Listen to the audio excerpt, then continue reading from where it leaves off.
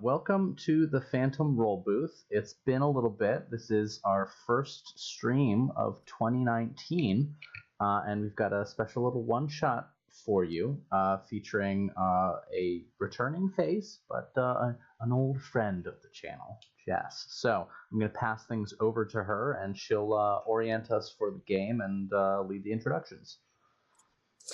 Hello, everyone.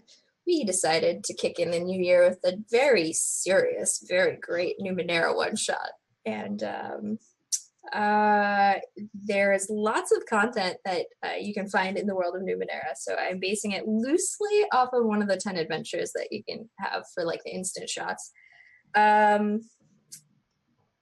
believe we are all very well familiar with Numenara and Cypher system, so I'm not going to run through it in terms of all the basic rules, but we'll play as we stream along and explain. I'm playing the GM. I'll play all the voices that aren't the players. So why don't we go ahead and do the intros to the players? In the order, I'll go off of my Zoom. So Colin, why don't you introduce yourself and your character? I'm Colin, pronouns he, him, and I am playing Prisoner 24601, a Vargellan glaive who rides the lightning. He is a surprisingly easygoing fishman with a giant... I took the like character class pretty literally, and he actually just carries a giant glaive as well. So he is both a glaive and has a glaive. You're welcome for that.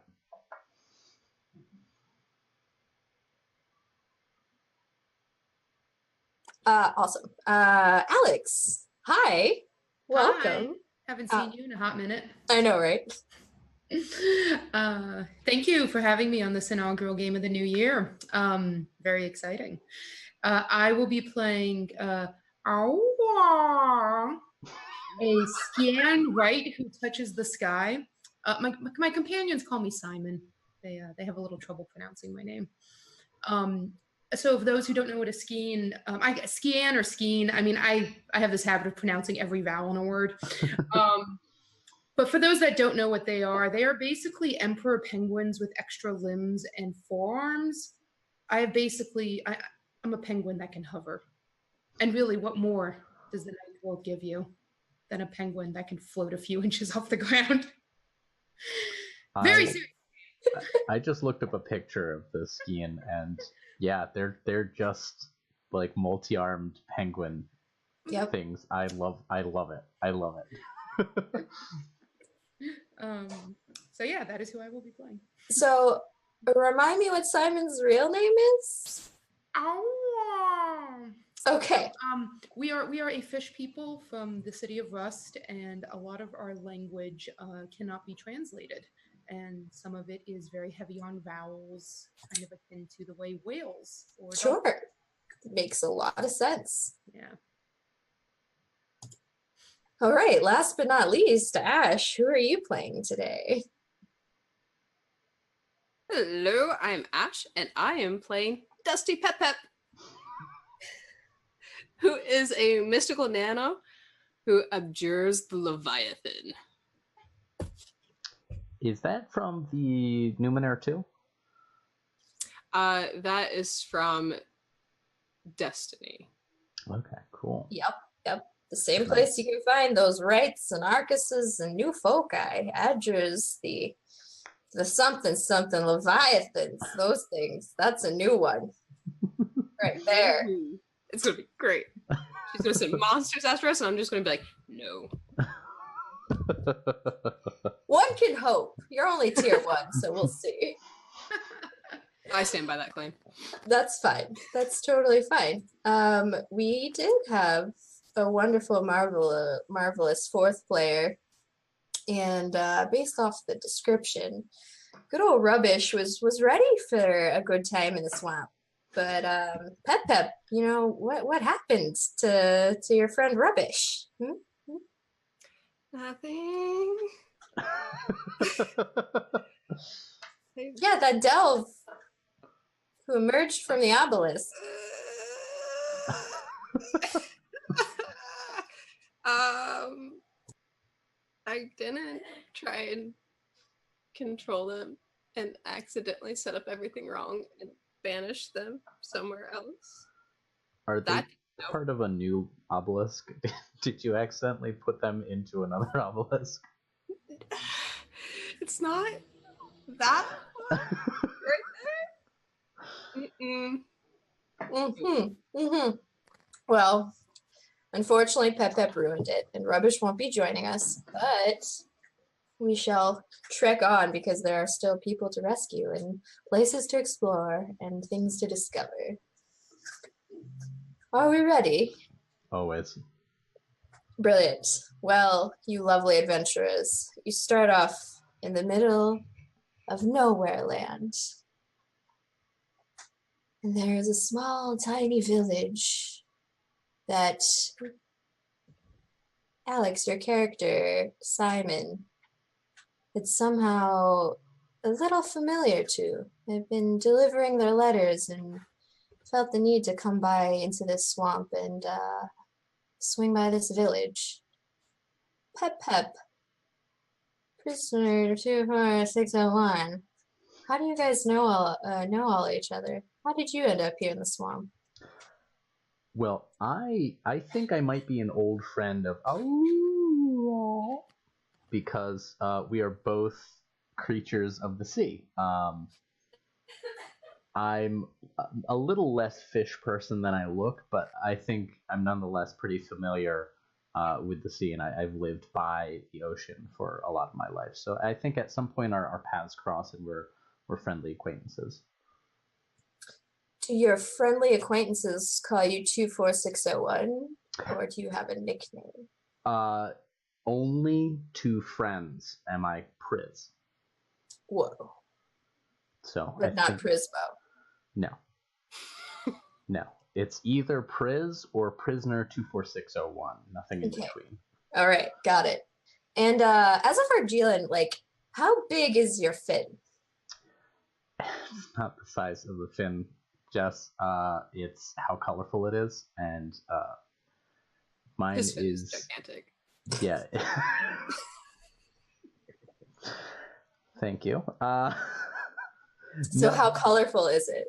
It's pretty good. It's a lot of rich purples and yellows. Okay, I do like that color scheme. Mm-hmm. Yeah. Pep, why are you here? Pep had a dream. A dream that involved Rubbish. And then they followed Rubbish.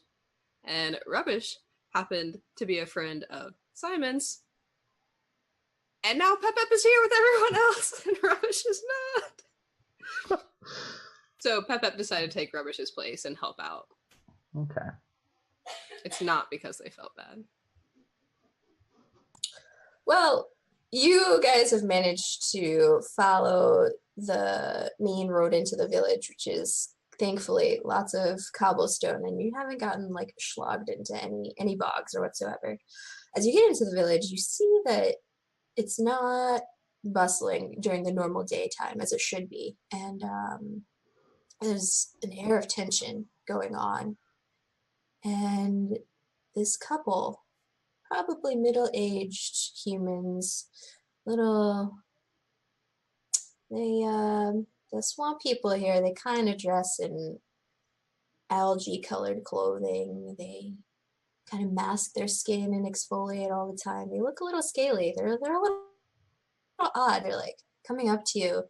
They're just wringing their fingers together, and they're like, "You're not from here. We need help. Please, our daughter. She's gone."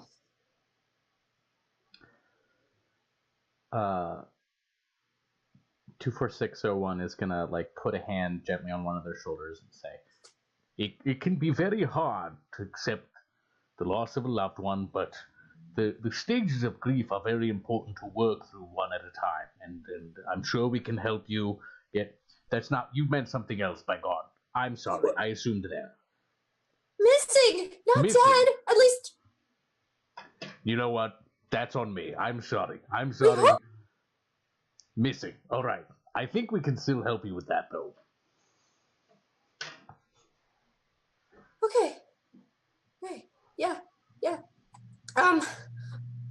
So wait, why are you here? You're here in the village. Not many people come by here. Just gonna jerk a thumb over at Simon. We're hanging out. I don't understand those chirps that are making the sounds out of her face. We are here looking for supplies, ruins. We have been traveling for some time now, collecting Numenara and parts that we might bring back to the city of Rust, the place that I hail from. This one that is missing. You say missing, not gone. Gone means dead where we are from, but you do not mean dead. Yes. No, not dead. Just she's been gone. She usually wanders off into the forest a little bit, but like not as long. It's been 3 days, and she always comes back. I don't understand. Simon's gonna kind of cock his head and turn to 246, 24601, and kind of go, perhaps we help. Yes or no? I think we should help. It seems the polite thing to do in this beautiful swamp. Pep, what would Rubbish have us do? Help, yes? Help. Yeah. Yep, Rubbish would have us help. And this just screams of Leviathans. Yes, let's help. The wife in the pairing has not actually been talking. It's been the husband the entire time. And the wife looks at Pep and is like, Leviathan? Yes. Most people think they're just monsters or creatures or whatever, but they're all descendants of the Leviathan. Uh-huh. But our daughter, you should find her. I guess I should give you a description of her, because that would help. And also where you think she might have gone. Is there a place that she maybe enjoys hanging out in, or someplace she's not supposed to go? I mean, everything around the village is all bog and swamp, so like all of it is bad, and we just try to live our lives here where it's safe in this little puddle. But she just goes off in the northeast corner and treks off, but she always comes back. So like, she seems strong, but she's only a child. She's just turned 14. Of course. I've had a couple of guppies in my day, and I understand the bond that a parent has with a child. What does your child look like? Well, she puts her hand right here. She's about here, and it's clear that she's gonna be taller than me when she grows up. But she's a little broad-shouldered compared to me. You see how dainty I am. And she's just known to swing from the ropes and vines and okay. She has like short hair here on this side and like dark long hair here. And I try to braid it for her and she just won't let me, so sometimes it's just all over and I'm sort of We will find your guppy and return her to this village. Okay. They'll give you like small details and they'll try to give you like basic supplies of like small swamp versions of like swamp shoes and things to help you trek without getting stuck. Nice. Indeed. And as you're traveling through to the other side of the village, I offer you your first GM intrusion. Yes. Before I give it to someone, Pep, what do you look like? Pep is a human that's a very pale human, and they have like red runic tattoos, much the neck down. and they wear dyed blue leather armor. Light. I hate you.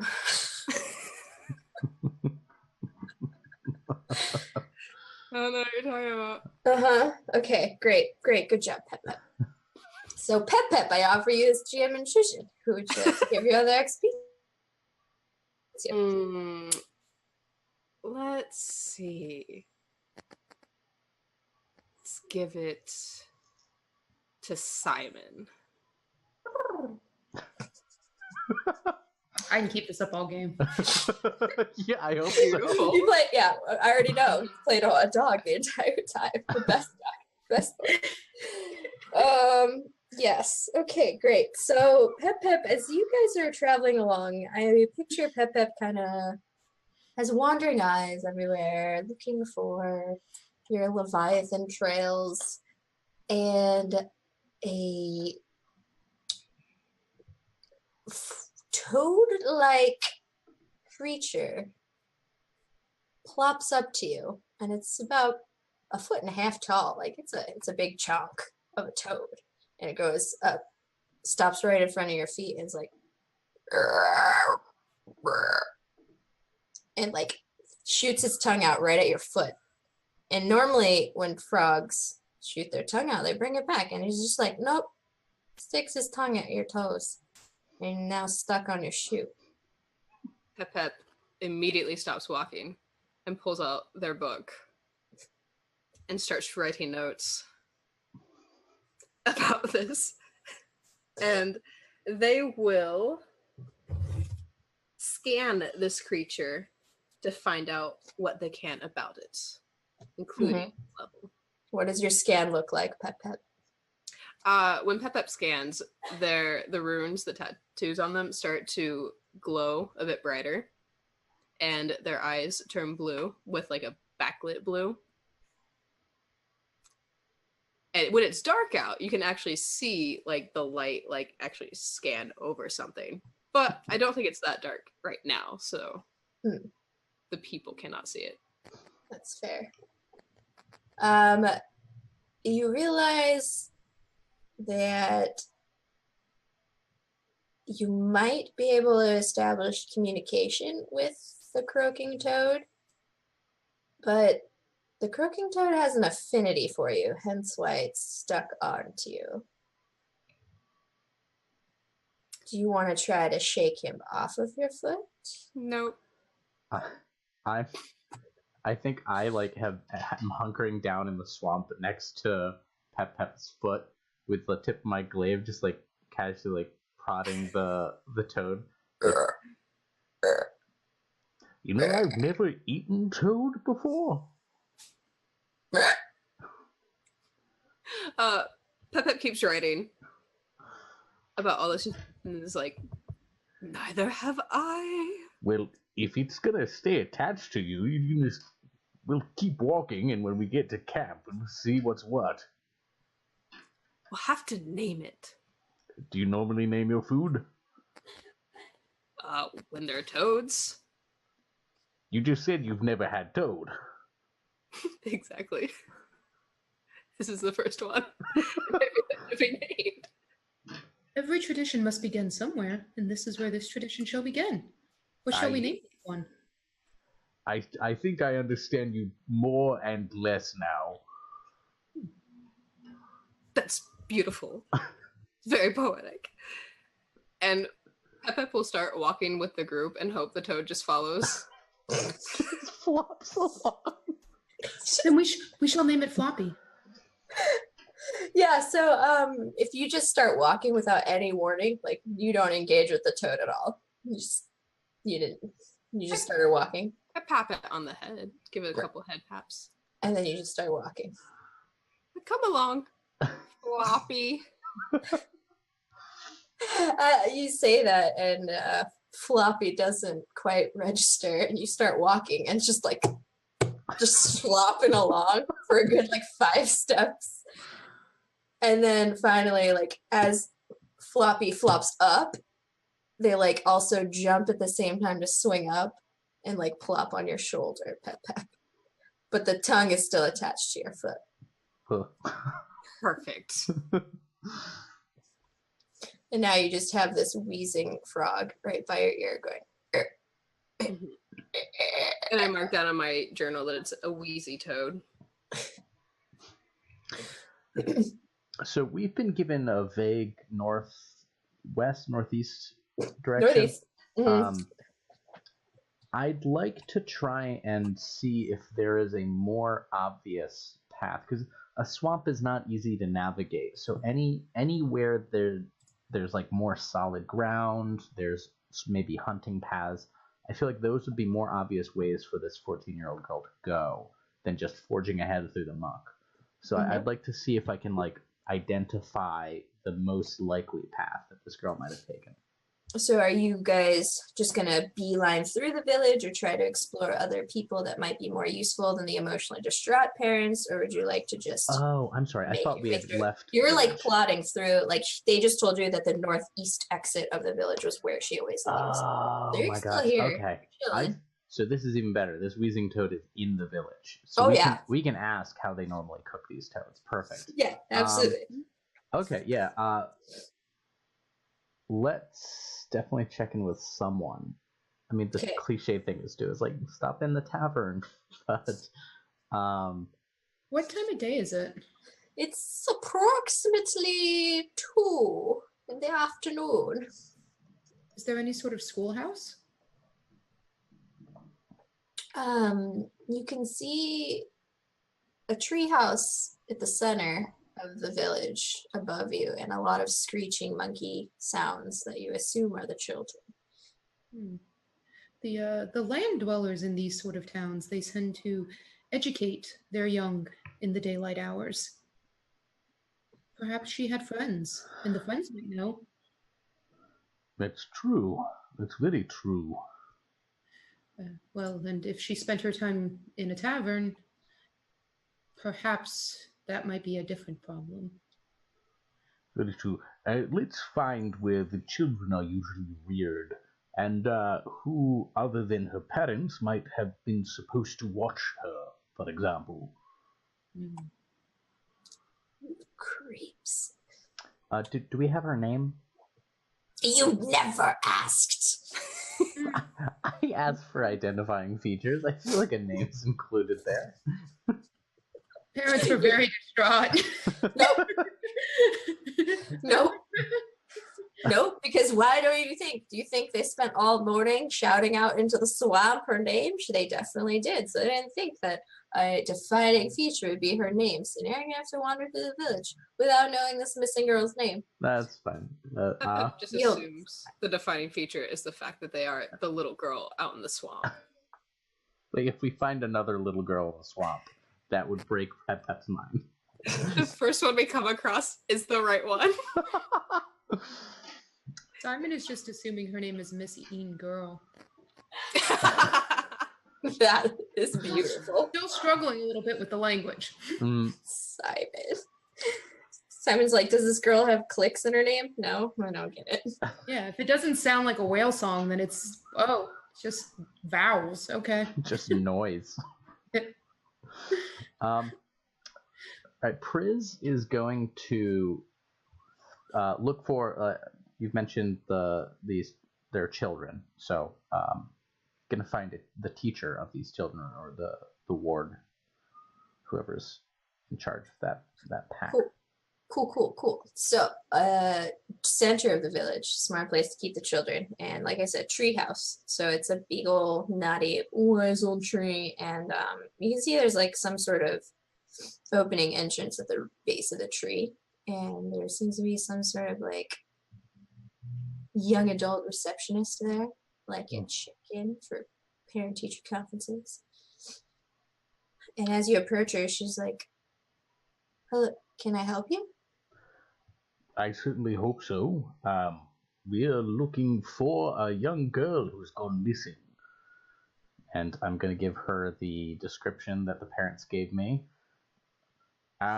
She's about 14. We didn't technically get her name, so if you have that as well, that'd be much appreciated.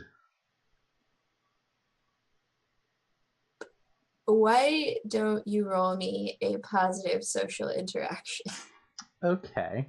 Because that's not creepy at all. Yeah, no, that's fair. I have an inability in oratory and poetry. Is that relevant here? I would assume yes. Okay, and is this intellect? Correct. Okay, guess who's spending some effort? Getting back to square one on this. Excellent. Oh man. Oh, it is rough having very little intellect. I did not need to spend effort. I got a 19. Okay, you can say negate the effort. And she looks quizzically at you, and she's like, "We don't." You said she was 14. Oh, no. Been missing for about 3 days, I think. Yes. Well, here at the Swamp-nanigans Academy, we don't accept her kind. She was long since expelled years ago because she is just a heathen and absolutely couldn't be tamed. And it's no surprise that she's out in the woods, swamps, whatever. Maybe she's a Leviathan. I'm still not super clear on what that is, but that might be, yeah. Her name is Dariel. Dariel. Yes. I'll type it in chat. Thank you. Dariel. Wrong chat. So, heathen. I'm not super familiar with that term from you pink skins. Human people. I'm trying not to be offensive here. We're the green skin variety. Do you see this? I soak every day I'm a fish person. in the algae. My color perception is not great. Well, yes. Heathen.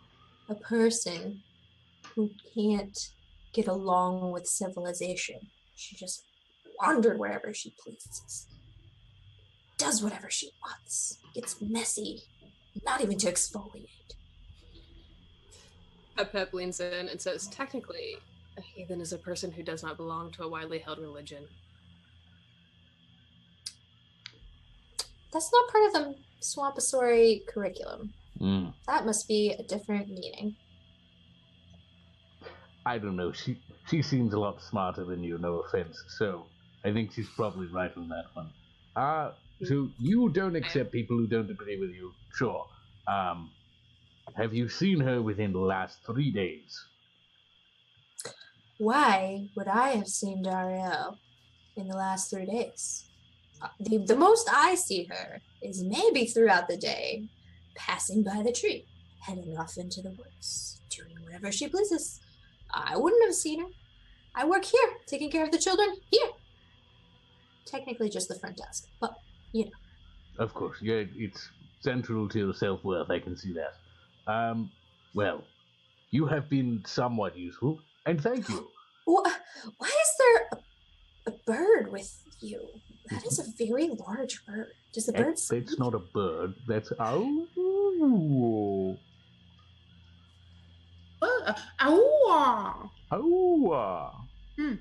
Yes. I am not a bird. I am, well, I suppose I am an amphibious bird, as you might say. But I am not of them. I am myself. And hello, it is nice to meet you. You said Dariel is a heathen. We have those where I am from. The secular sort, yes. I myself am called a heathen. So, are there other heathens in this town that perhaps Dariel might have associated with? I mean, there are a few villagers who tend to wander, and of course we need food, so there are hunters out there. It's prime time to find the wilderness, because they always come back probably in the next few hours. So some wandering is good, but some isn't. It seems like a very complex system you've got in place. Purpose! You need organization! If there's a reason to wander, like hunting for food, of course it's fine. But she just goes out and does nothing. That you're aware of. Pep speaks true. If you're not from here, you're trying to help save her, but she probably doesn't need saving anyways. You should make sure you take some of the supplies from our shop, because you clearly don't belong here. I'm very comfortable with us not belonging here, but thank you for the supplies. Simon's going to open his mouth a little bit and the weird little tongue teeth thing and just kind of...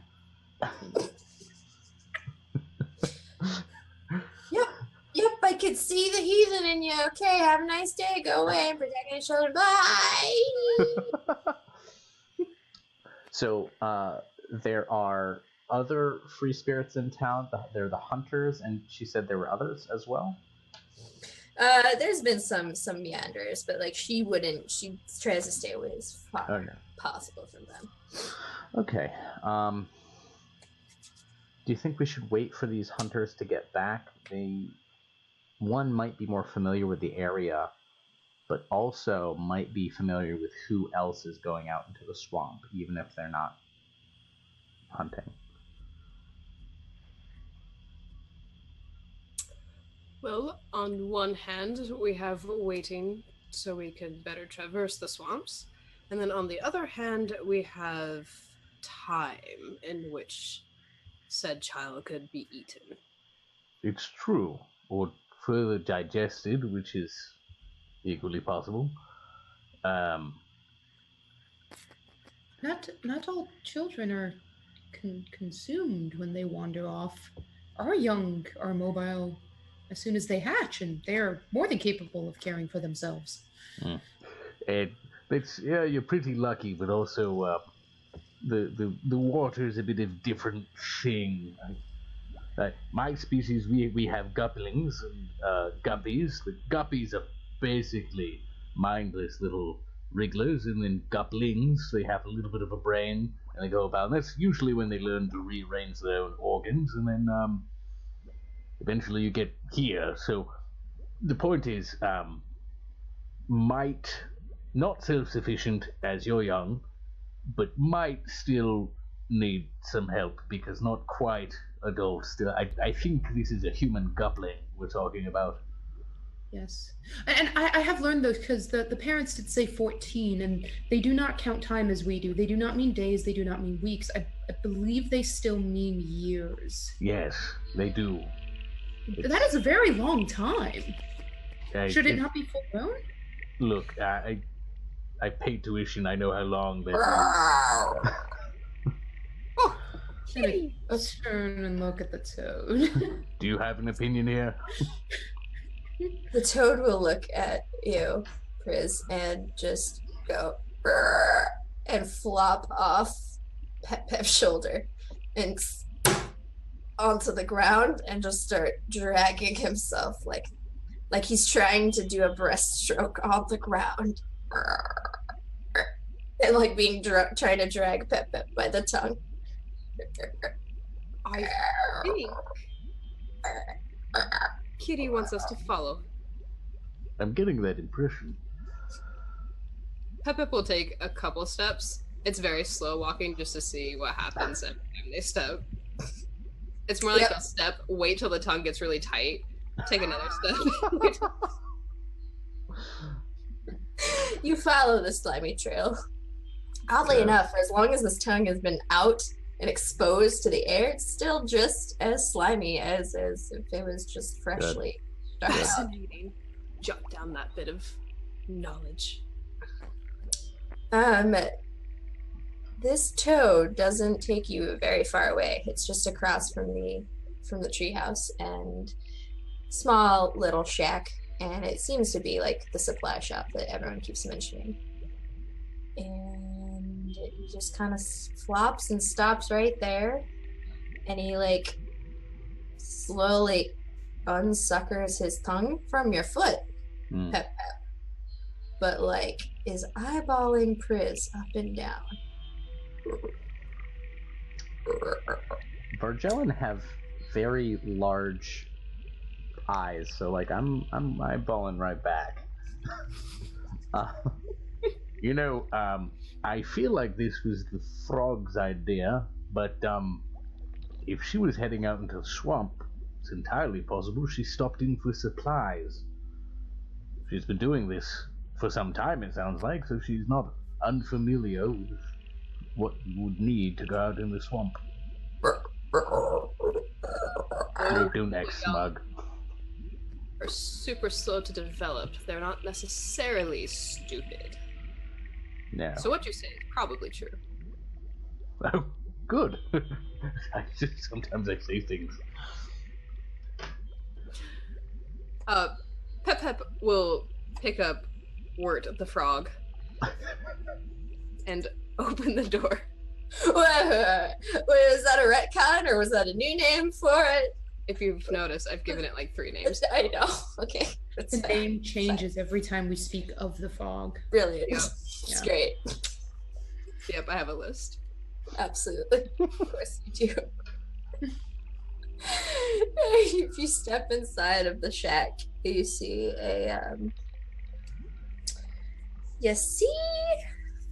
one of my favorite kind of people. An old scraggly lady.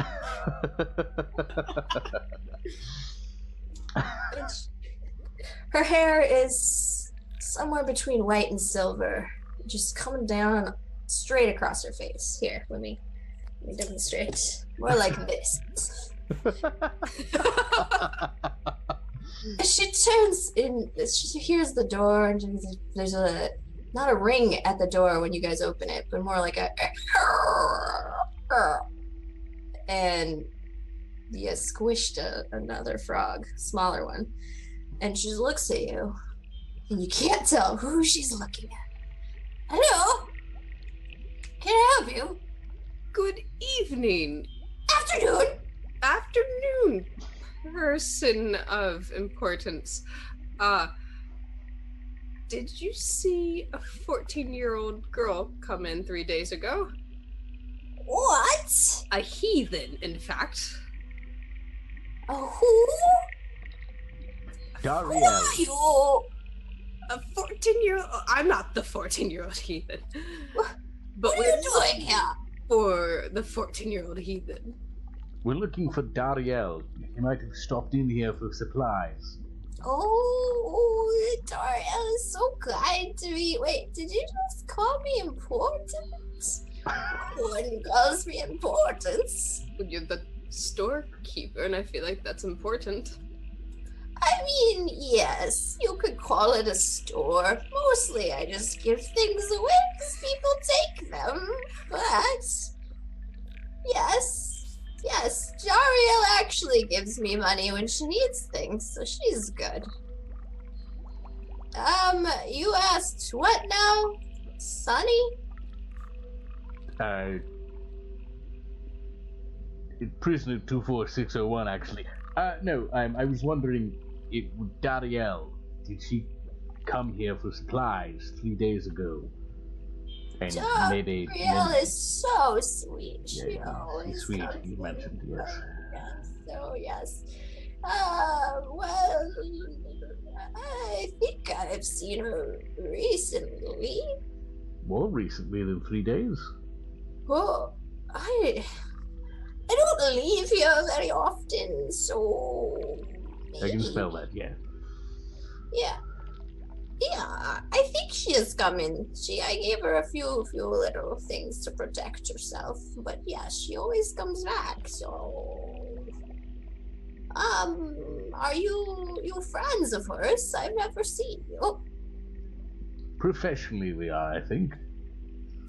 Oh, okay. Well, do you need supplies too? We were told we would need supplies for navigating the swamp. Oh dear, yes, clearly you're gonna live in the swamp. Okay, all right. And she ties up her hair like she means business. Oh dear, why don't you all in your minds roll me a D6 and a D100, please? Okay. Ooh, 56. I got this. 6, for the D6 and 30 for the D100.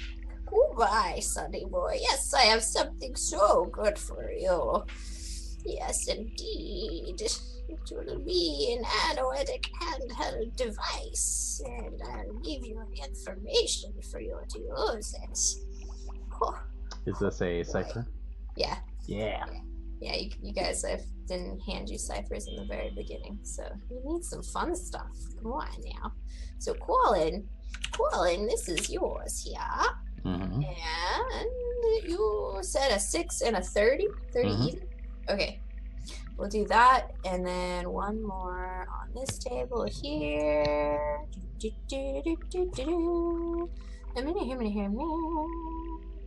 you have a glaive? That's not qualified. Is it qualified as a melee weapon? Yeah, it's a sword staff. Okay. Yeah. Well, Oh, we'll that's do awesome. It's pretty badass. You and your level 6. What can Yeah. you do? You also got a crystal. That one's a level 3.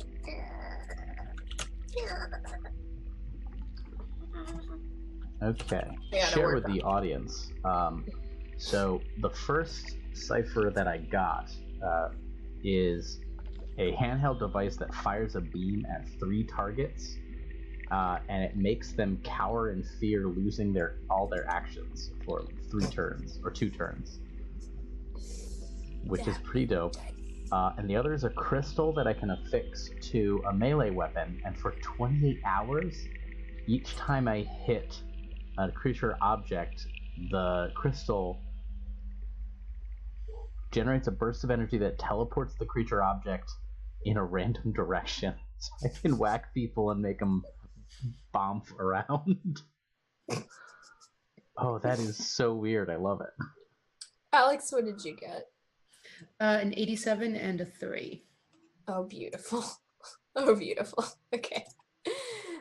You're gonna get a slimy paste in a tube at level 3. Yeah. It's say that one more time. Slimy pasted tube. A slimy paste in a tube. Let me Slimy message it to you. tube. Yeah, this is gonna be good. This will be great. It's perfect. Yoink. This is your first one. And then, wait, you said 87? Mm-hmm. Okay. That will be right down here.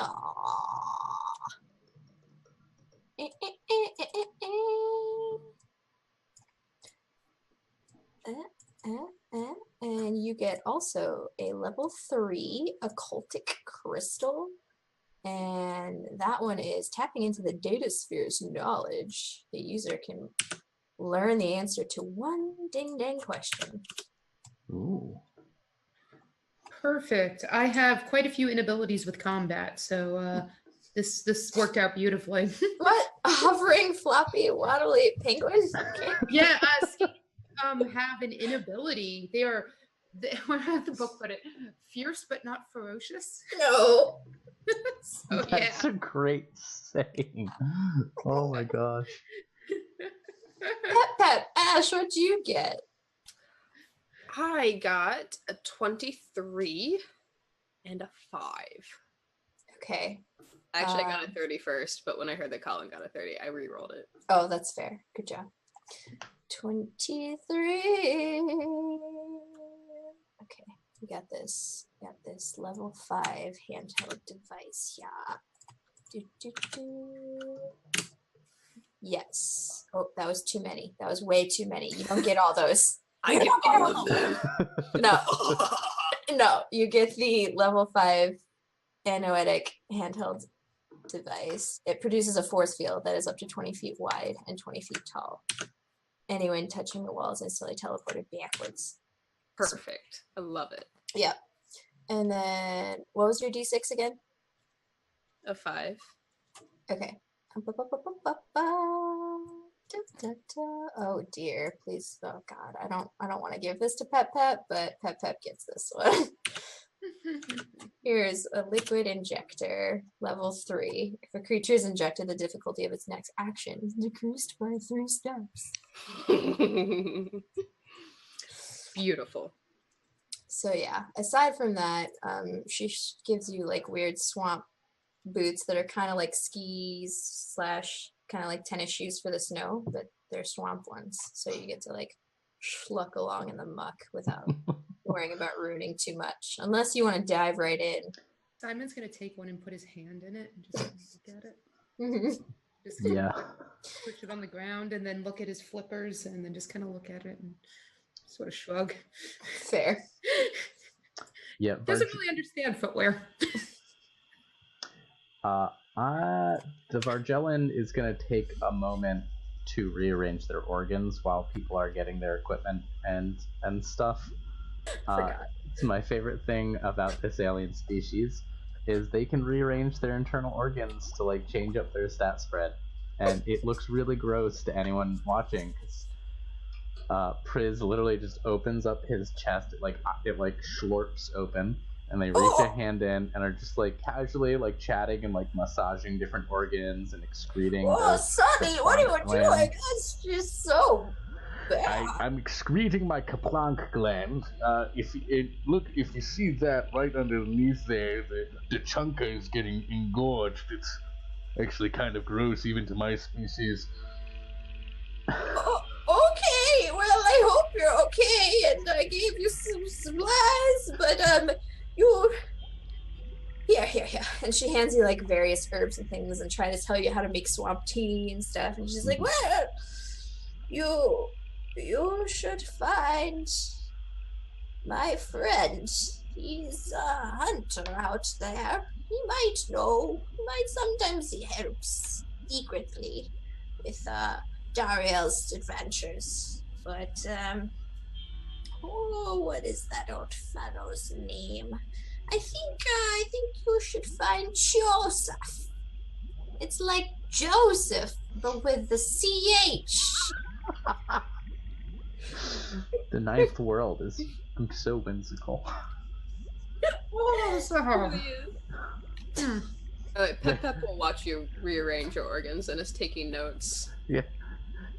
Joseph, that's a weird name. Alright, come along. Oh. Make sure to hand him some of the tea that you make. Aurora is not phased at all by the rearranging of the organs. It's like you twiddling your hair. Yeah, it's like when I'm bored, just making sure everything's still where I want it to be. Alright, so let's find Joseph and see how useful or not he is to the search. Yeah.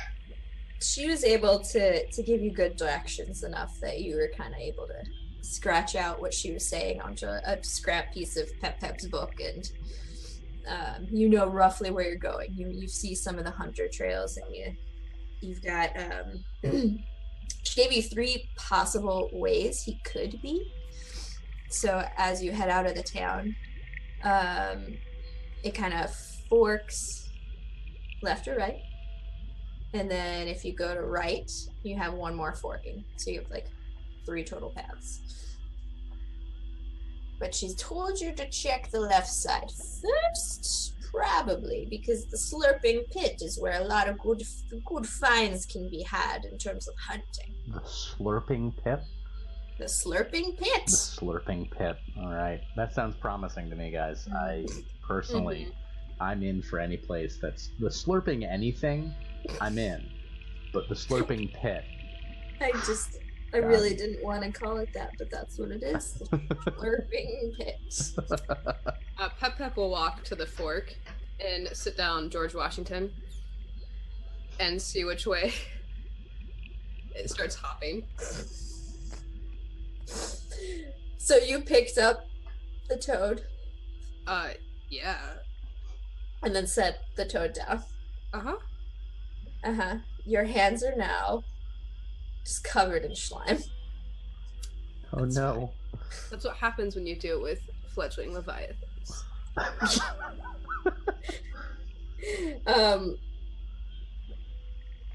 George Washington just hops and turns around and looks at you and goes,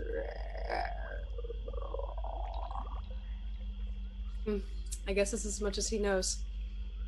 Good try, little buddy. pat him on the head. He'll attach to your hand as you pat him. Perfect. As he's attached to my hand, I'll just lift him up and put him here. And because he's still stuck to my hand, I'll just keep it right here. Permanently half dab. Ah. Got it. Great. He'll slowly, like, wrap his tongue around your wrist and just stay there, real cozy. Super gross. There's so much about this that is gross. So, Pep, are you trying to go left or right? Because George Washington did not know where to go, I will assume the same as our friend Priz here and go towards the Moggy Bog or whatever it was called. The slurping pit. Slurping pit, yes. Yeah. That's the one, buddy. Oh man.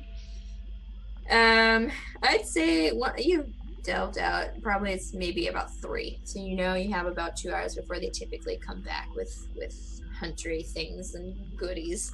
So you got a sense of urgency, and you walk along this trail, and it's not as cushy as the cobblestone leading into the village, but if you had put any of the shoes on, you're totally fine. Otherwise, you'll just be kind of squelching, and you're going to be traveling pretty slow.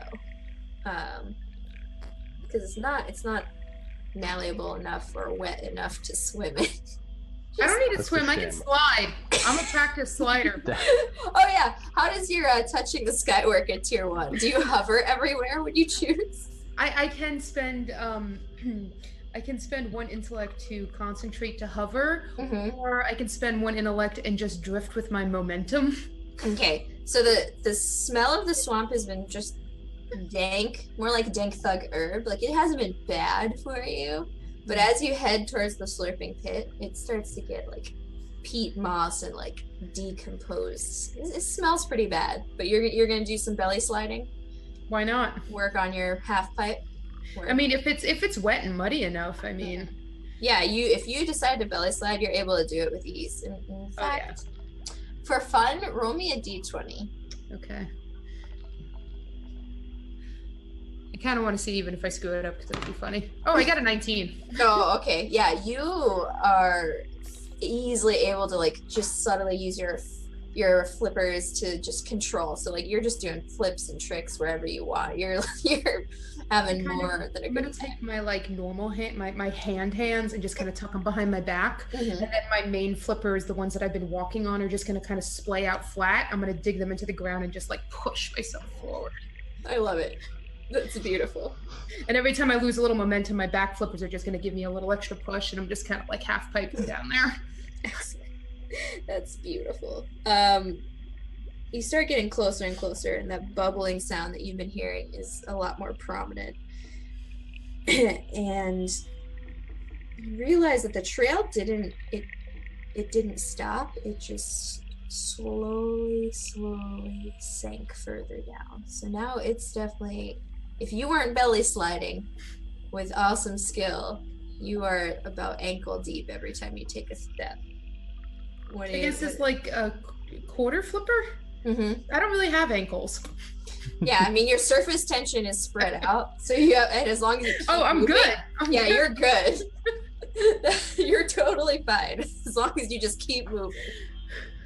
So does it to my companions behind me? Does it look like the ground is stable? Yep. Okay. Absolutely. You led them into some sinking mud hole. Ooh, stress. I had a slide. That's fair. I mean, as a Vargellan, I don't think Priz is super put off by all of this, even the smells. Yeah.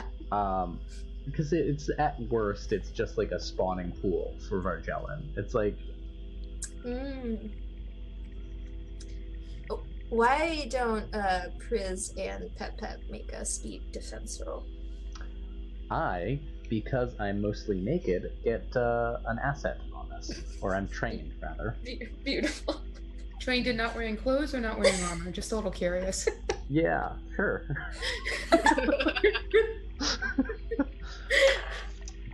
He got a 19. We're just pumping out 19s tonight. Oh my goodness. Pep Oh, Pep. the stuff that matters. On the, Right. the like things that matter, like Yeah. navigating Gluck. Pep Pep got an 11. And Pep Pep's kind of short, so when they think they're about to get solid ground, it's more like they sink up to like mid-shin. Okay. So yeah, the odd ones here, Priz and Simon, you guys are a-okay, and you seem to be able to navigate through all of this squishy bog decently. And you see Pep Pep struggling along. Now, Pep Pep, how do you feel about all of the struggles?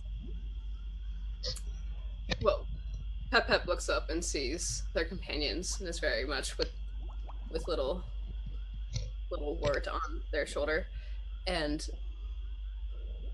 looks up and is like, oh, to be part Leviathan, and just keeps like shrugging along through all of this, just envying their aquatic buddies and talking to War as they go along, just kind of mumbling about how grand it must be. Not to intrude on your conversation, Pep Pep, but is being a Leviathan good or bad? Because I'm getting mixed signals from your mumbling sometimes. It's neither. I understand more and less again. All right, that's fine. Why don't you all go ahead and roll an intellect, straight intellect check from you. I should have mentioned the thing I was doing with my organs. It did not increase my intellect pool. Okay. Did it decrease it? Only move by your brain? technically only by one. Yeah, I may have been moving a lot of blood flow away from the brain. It's fine. If you have, just let me know if you have any skill in, I don't know, perception or identifying. I have an inability to hearing. Okay. I'm Do you trained choose in that? contemplation. I did not choose that. It's a You're Vargellan trained thing. in contemplation. It comes Oh with my being goodness. a penguin person. Yeah. When it comes to sensing magic, I kind of just do it automatically for the most part. I got Okay. 2. Oh dear. I got a 14. Okay. 13. Yeah. You intelligent folk. Pep Pep and Simon, you guys notice that, well, okay, let me put it this way. Simon, you notice that there are little white flowers peppering this bog, which is very odd because they seem to be untouched by any sort of mud or dirt. If you decide to approach one, they might be a little smelly. Perhaps the cause of the source of the smelliest smells that ever did smell. Do they strike me as something that might be used to make something else? Poor chance! Do you have botany skills or? I have understanding Numenara, no. No, this Have is not botany skills. Numenara. I have that too. I think we all have understanding Numenera. If Ash is a nano. Yeah. Yeah, boy.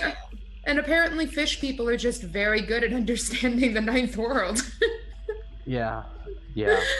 Apparently. Pep Pep, what you see, not the white flowers, you actually see George Washington or whoever the toad is. You see him jerk over and look distraughtly over to your right, and you see another toadling in the swamp, and he's struggling to actually stay above the bog. I immediately cast and start scanning. And that's a 10-foot cube. Do you? Yes. Okay. You not only do you catch the details of the poor little struggling frog, but you see that just beyond the other side of the bog is a man trying to help, trying to squelch his way towards the frog to help it. Oh, good sir's trying to rescue his pet, baby Leviathan. Oh, so sweet. Nature is so cruel. What is happening and also why? Pep does not know yet. And then Pep will look back at the man and the struggling frog and hail them and be like, "Good sir, do you need help rescuing your baby Leviathan?" What? No, this is a toadling, not a Leviathan, and I got it. I got a little scooper. I fixed them. I helped them out, and we just keep them along. And he like plunks along all the way to it, and he takes out like what could only be a flatter version of a lacrosse stick, bigger, and he goes click, and flings it over his shoulder. You don't know where the toadling went. But he's like, look, see? Safe now. Are you guys okay? You look like you're kind of squelched. Like I could scoop you out too. Yes, please. But in that direction. In Pep's mind, they're gonna fling also, and they want to fling further ahead. That's fair. He'll make his way around and towards you, and he'll just gently squelch your one ankle out and then get your other ankle out, and he's like, now move before you get stuck again. Go. And he like nudges you with a stick. There's a second of pause as Pep realized they did not go flying. So they almost wait too long and start singing, and then realize what's going on and start moving. And then realize, oh, wait! And as they're still going to be moving forward, but they're going to keep talking to the guy. Great. Oh, wait, we're looking for a 13-year-old heathen. 14. Yes! What? No. Okay, and he's like very distracted. Simon, were you looking or reaching out for any of those flowers at all? I'm actually going to take some of those flowers because one of the plans I have on me, I have two plans because I'm a right. One of them is for anti-venom. And they look like something I might be able to use. Why would you have a plan for anti-venom? It was like A to Z. It was the first thing under plans, I think, and it was late. That's beautiful. All right, I'm going to offer you a GM intrusion. So take that XP, and Alex, who would you like to give the other one to? I would like to give it to prisoner 24601. Yay, thank you. For squelching the organs around real good. Oh, yeah. Twiddling their hair. As you reach out for those little white flowers, this man is distracted. Like Pep's trying to talk to him, and he goes, don't touch a little flippy flap. Don't touch those. Don't do that. You really shouldn't. And, You might die. Oh, and Simon kind of immediately flips onto his back, still kind of sliding in a little bit of like a semicircle, but kind of lazily with his big flippers, just kind of like, land surfing, and has his main hands kind of on his chest, the way an otter might. Yes. Yeah. So and they come sliding over and just kind of look up at the man, not losing momentum because then they'd sink. Oh, are these dangerous? They looked useful. In the right hands, maybe.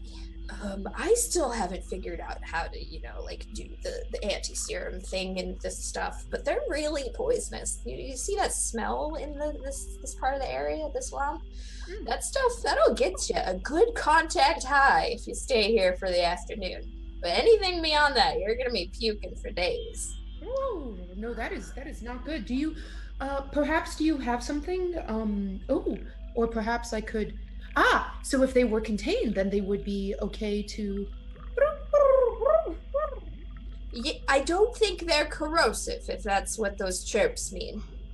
Yes! Yep, good enough, little one. They're so cute.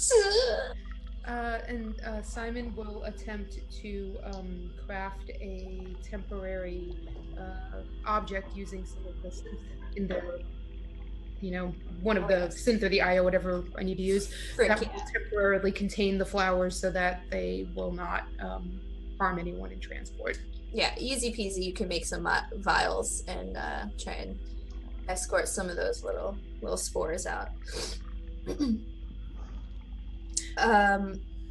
Okay, well, I recommend, not being here in this spot. This is usually my safe spot and try and maybe find some food spot, but like not a explore your way through the swamp spot. So like whatever you guys are doing, clearly you don't know the swamp very well. Yes. Speaking of what we're doing, we are looking for a 14-year-old girl named Darielle. She apparently comes out this way, not infrequently. Who are you? Why are you asking about Dario? I'm prisoner 24601. Prisoner? Prisoner where? I was a prisoner on a base very far from here. Totally irrelevant. Don't ask. Okay, well, that's not nerve-wracking at all. You also don't look like a human. I mean, You're very perceptive. Was it the fin? Yeah. Or the large eyes? Or... Oh my god! What? Any one of these Don't could do have that. given me away. No, don't do that again. Oh. And you, the one with the toad, are you from around here? Depends on how far away from around here you mean. Okay. Alright. Okay. I'm so confused. I just went out to go get some food. That's it. What do you guys do? What? Darielle. Okay, yeah. Darielle, she does the thing. She comes out here, occasionally I help her, but like what? What do you want from me? She's been missing for 3 days and we are to retrieve her. Missing? I mean, she comes out here. She's not missing. She has not been home in 3 days. Her parents are worried. So worried they approached a giant fish person and over there, and also this little weird nano. Oh no. Okay. You said 3 days? Yes. Well. Okay. Alright, come back with me. I gotta pick up my ride. You're I think fine? I know. Yes, I think I know where she might be. Oh, good. Did we ever ask your name? No. That's Just so wondering. kind of you, you creepy little prisoner. I am Joseph. You're Joseph. We were supposed to find you. I don't get found unless I want to be found. I'm a hunter. Apparently you wanted to be found because we have tea for you. Did you ever make the tea? Nope, just the tea leaves or whatever. So you hand him the tea leaves. Mhm. Oh, you got this from that lady. Nalusa is great. Nalusa, I don't know. She's a batty old woman. That's great. Thank you. Great. You didn't make any tea for yourself, did you? No, should we have? Not yet. Good. The clonk sack doesn't agree with all teas, so you don't want it expelling on you. Okay. Fascinating. That jots it down. We're approaching the high time for hunting. So you don't know what's going to be out here. There might be some things that you've never seen before. What kind of things? We're just going to try and slip back to my place to get my ride. So let's take this trail. And he actually takes you down the trail you just were going. So he like drags Pep away from where he was trying to head and go that way. It was more like, so when Pep realized that no one was following, Pep just keeps moving in like a circle around the group so they don't start sinking again. That's fair. Good job, Pep. And now you have Joseph leading you down the trail. Prisoner, please give me a roll. Just a roll. Just any roll? Any Just roll. any roll. I'm gonna Well, roll preferably a D4. D20. Okay, that's... Yeah, sorry. 18, not a 19. I Ooh, use a different ooh, dice. ooh, Seems like ooh. there might be something there. Okay. Evens presents. Joseph stops. And he like grabs onto your toad.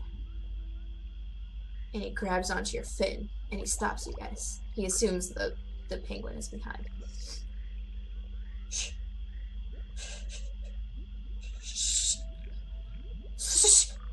Pep whispers very, very loudly. Why are we being wild? What's going on? Oh god, no! Pep definitely did that on purpose. About 30 feet beyond you, like just where that fork in the road was, and he's taking you back there, you see a very big, long, purple thing. Scan! 30 feet away from you. I don't know how far you can project the scan. Guess it stops Pep from trying. Priz is gonna like flex his hand, and a ripple of electricity is gonna travel up his arm into his staff sword, and the edge of the sword starts to crackle gently with like silver blue light. Oh my, you may not be sneaky, but you look like you can take a hit. Yes, okay, I might send you out in front. Were you able to scan, Peppa? I didn't write down the range. Okay. It's about 30 feet away from you, and you can, if you scan at that distance, I'll say you can tell it's a really big snake. A really big snake. Guys, it's a really big snake. Get a leg snakes. Simon just kind of. No, Pep takes a couple steps closer. Don't move. Snakes are quite volatile. We are not creative people. They're just called giant serpents. They tend to be purple. This one looks like it's dark purple, which means it's very venomous. But when cooked appropriately and filleted and boiled the right way, they are delicious. Are you ready to take this off? Sure. Pep takes a couple more steps closer. Give me one moment. Slurp. All right. Should be good now. When you move your organs around, does that make sounds? Yeah. If you were to take a balloon filled with other smaller balloons and slap it against a piece of raw meat, that's the sound, more or less, that's being made. You could alternatively try and bury water balloons in tapioca. I think that's the other noise that gets made. Oh, okay. And then,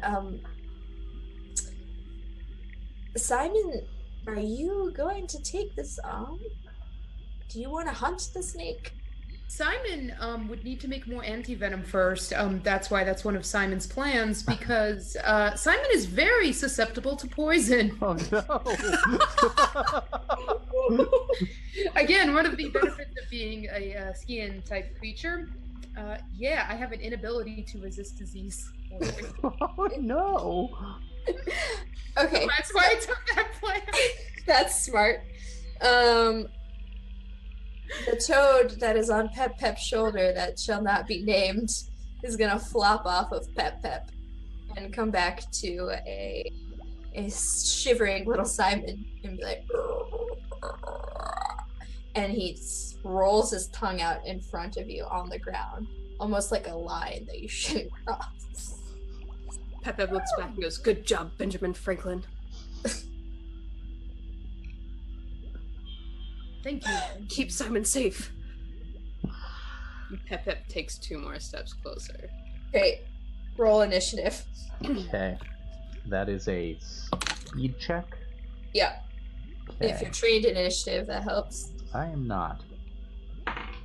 Oh no. It's only a 13.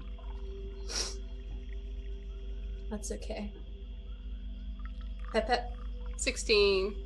Oh dear, of course, that makes sense. Well, Pep, you're just sliding away, getting closer and inching closer, and you will be the only one who goes before the serpent.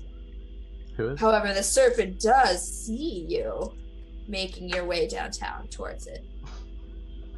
Just so you know. Best. So I'm sorry, Pep is the one who acts before the serpent? Pep is the only one that Okay. acts before the serpent. Alex, what did you get? I know you're not in combat, but That's okay. I can still roll. turn roll.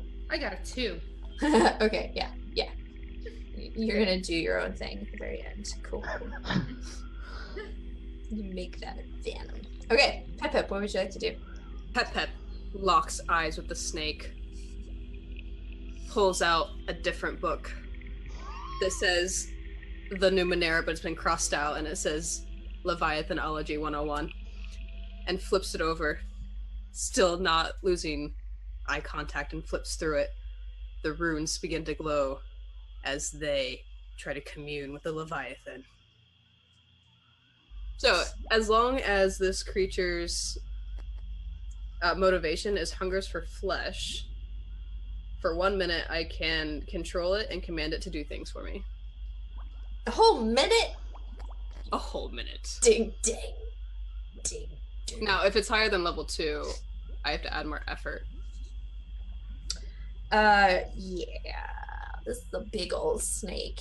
He's a smidge taller than level 2. Okay.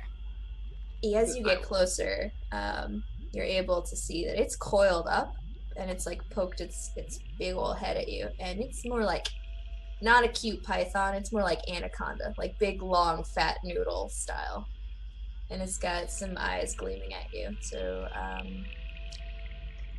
overall level is level 4, just for your knowledge.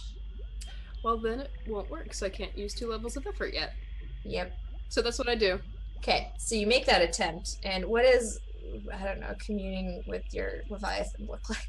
You open the runes, and how does the book commune with the Leviathan? Oh, it's just Pep going to the page that they need to remember, but they go to it so often that they don't even have to look at it, and they get to the page, and from that page, never taking their eyes off it, they start to chant. And the runes pulse in time with their chanting. Their tattooed runes on their skin. What kind of chanting? Mumbles. Like that. Beautiful. The snake's eyes will glow like bright teal blue for a brief moment. And it'll start slithering not directly towards you, but it's veering off to try and take you around onto the right side of you. And it's probably going to take about 2 turns for it to get to you.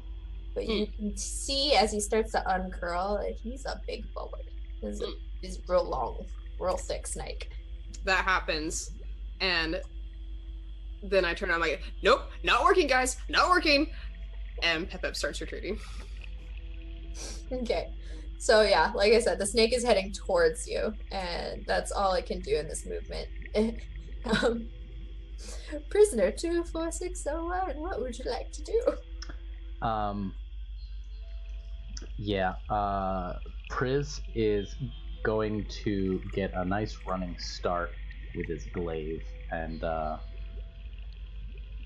see, are there like some swamp stumps or trees that he could use to get a boost in elevation when he jumps and tries to...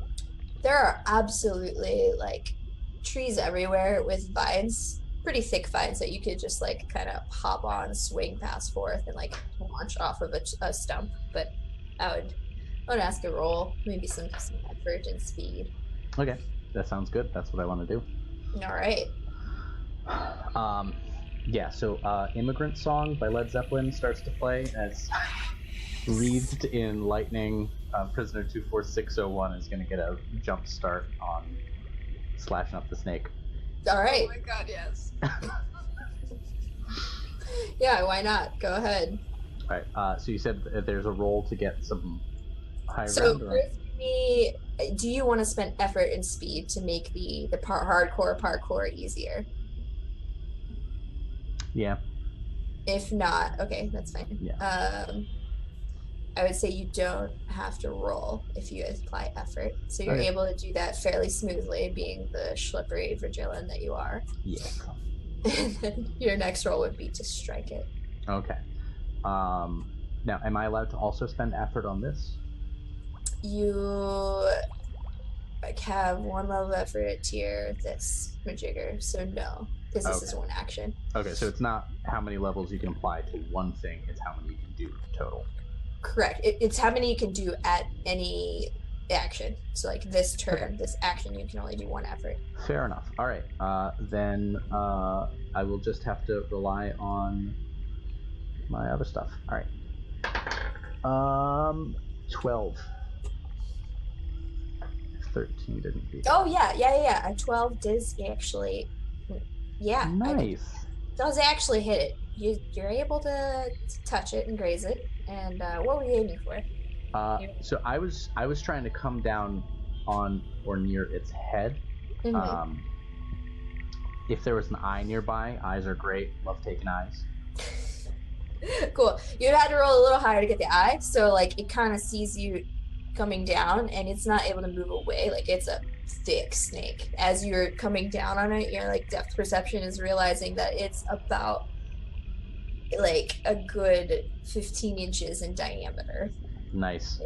So it kind of is able to jerk away from you, but you do graze its neck, like down the line of its spine. Okay. And how much damage does your glaive normally do? Yeah, I do 8 total. 6 plus the shock, plus the thrust ability. Sweet baby Jesus. Look down, you're standing in your grave. Beautiful. So yeah, you're able to pierce through the scales, and you see some pinkish flesh of this little snake, and it's not happy with you. It like rears back, and it will be focused on you for the next round. Oh, yay, I did that on purpose, guys, I swear. Let's see. Simon, how long is it gonna take you to prepare your antiserums? Well, that really depends on the former zoologist in me is like, we need a sample of the venom to actually create anti-venom. Are you worried more about like you collected the white flowers, right? Mm-hmm. And then so now you're just worried. You were originally trying to take that and turn that into a thingy, right?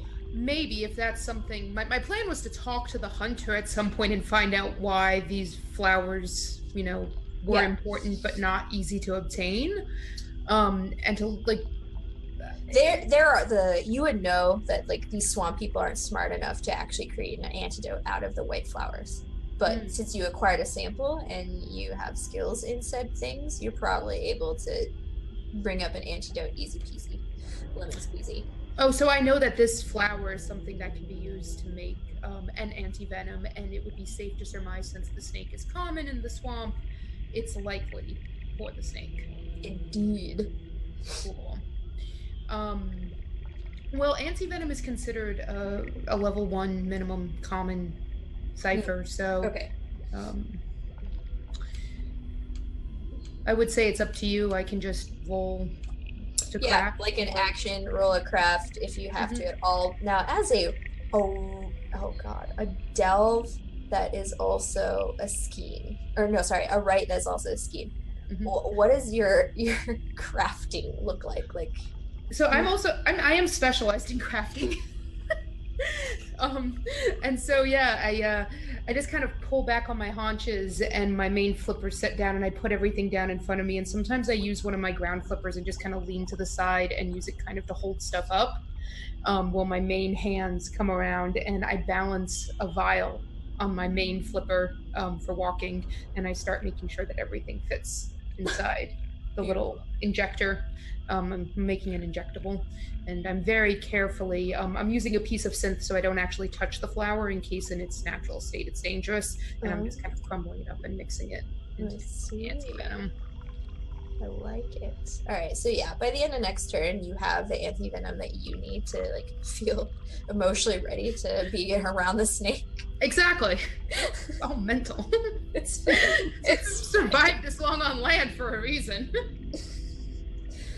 And it's back to Pep. Pep, you saw the snake zoom right past you, as you were like veering straight back. So the snake is still going around you, and then you saw your friend just hop all over those trees, hardcore parkour, and come down on it. What are you gonna do? That is a good ally to have when hunting Leviathan. And with that, Pep will pull out their blowgun and pack in a little dart and just go poof. Pep, where are you aiming the blow dart? Because it's a light weapon, right? It is a light weapon. Okay. It depends on if Pep can see like any sort of like soft jaw underbelly, because usually their jaws stick out just a little. Keep in mind your good old friend has a big slash of open flesh on the back of its neck now. Oh, that's right. Okay, that's what Pep will be aiming for. Okay. Please roll. Light weapon, one less. Pep got a 3. Alright. Pep, it's been a while since you practiced your blow dart. That's like not the daily regime in Leviathan summoning. So usually I use a whip, not the blowgun. I was getting cocky.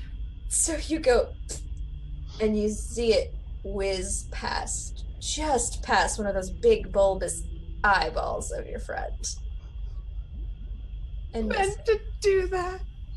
Sorry, prisoner.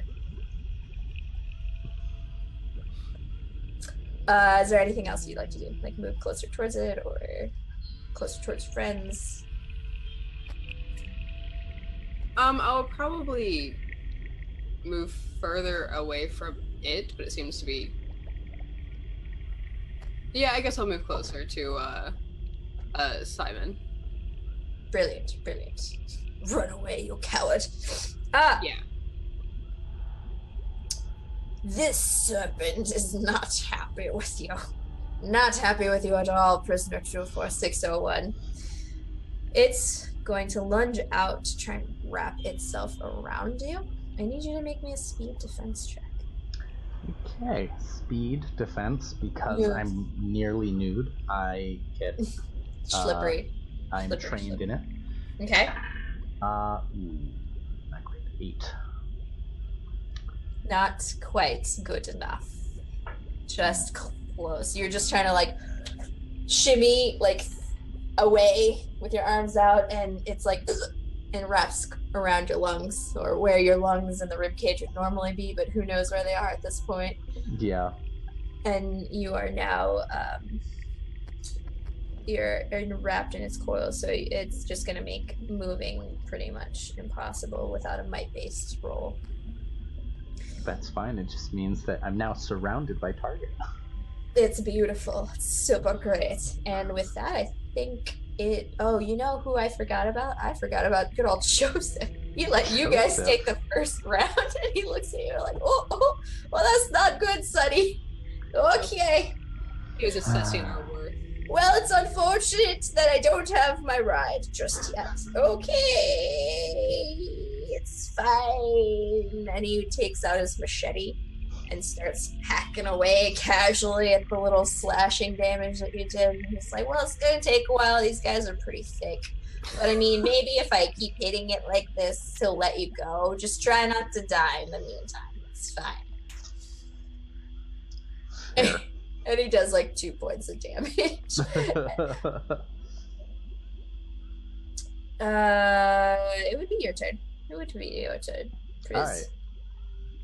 I want some snake sushi. So Priz is gonna try and go hog wild with his glaive. Where's my dice? There. 8. And I'm actually gonna spend effort on this as well. Okay, so wait. Your arms are stuck above you. Where do you normally keep your glaive? I guess you would have had it in your hand. That's fine. Yeah. Yeah, Okay. Go ahead. I have a forearm blade. If I can't use my glaive, I can use my forearm blade. Oh, Assassin's Creed style. No, go for the glaive. I'm sure Okay. you could stab straight down. It will be one difficult higher than it normally is, since you are Okay. squeezed. All right. Well, But you said effort, so yeah, kind I'm of spending some neutralized. effort Okay, on this. 12. Nat 20. What? Well, you It's a major effect. Would you like the major effect or the extra damage? Oh, extra damage all day. Okay. How does this glaive smashing extra damage look?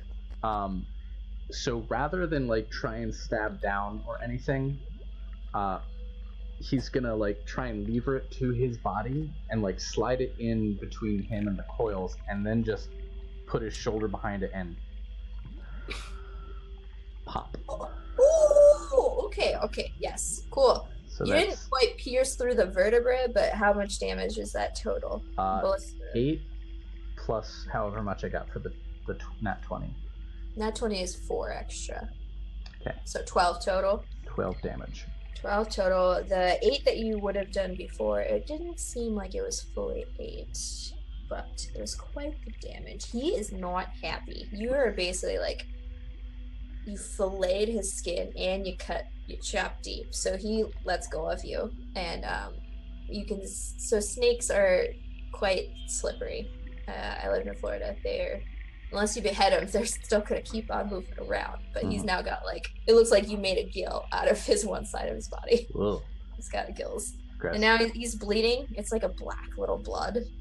It's not as... I'm probably coated with this stuff right now. Yeah, I was gonna say you're gonna have to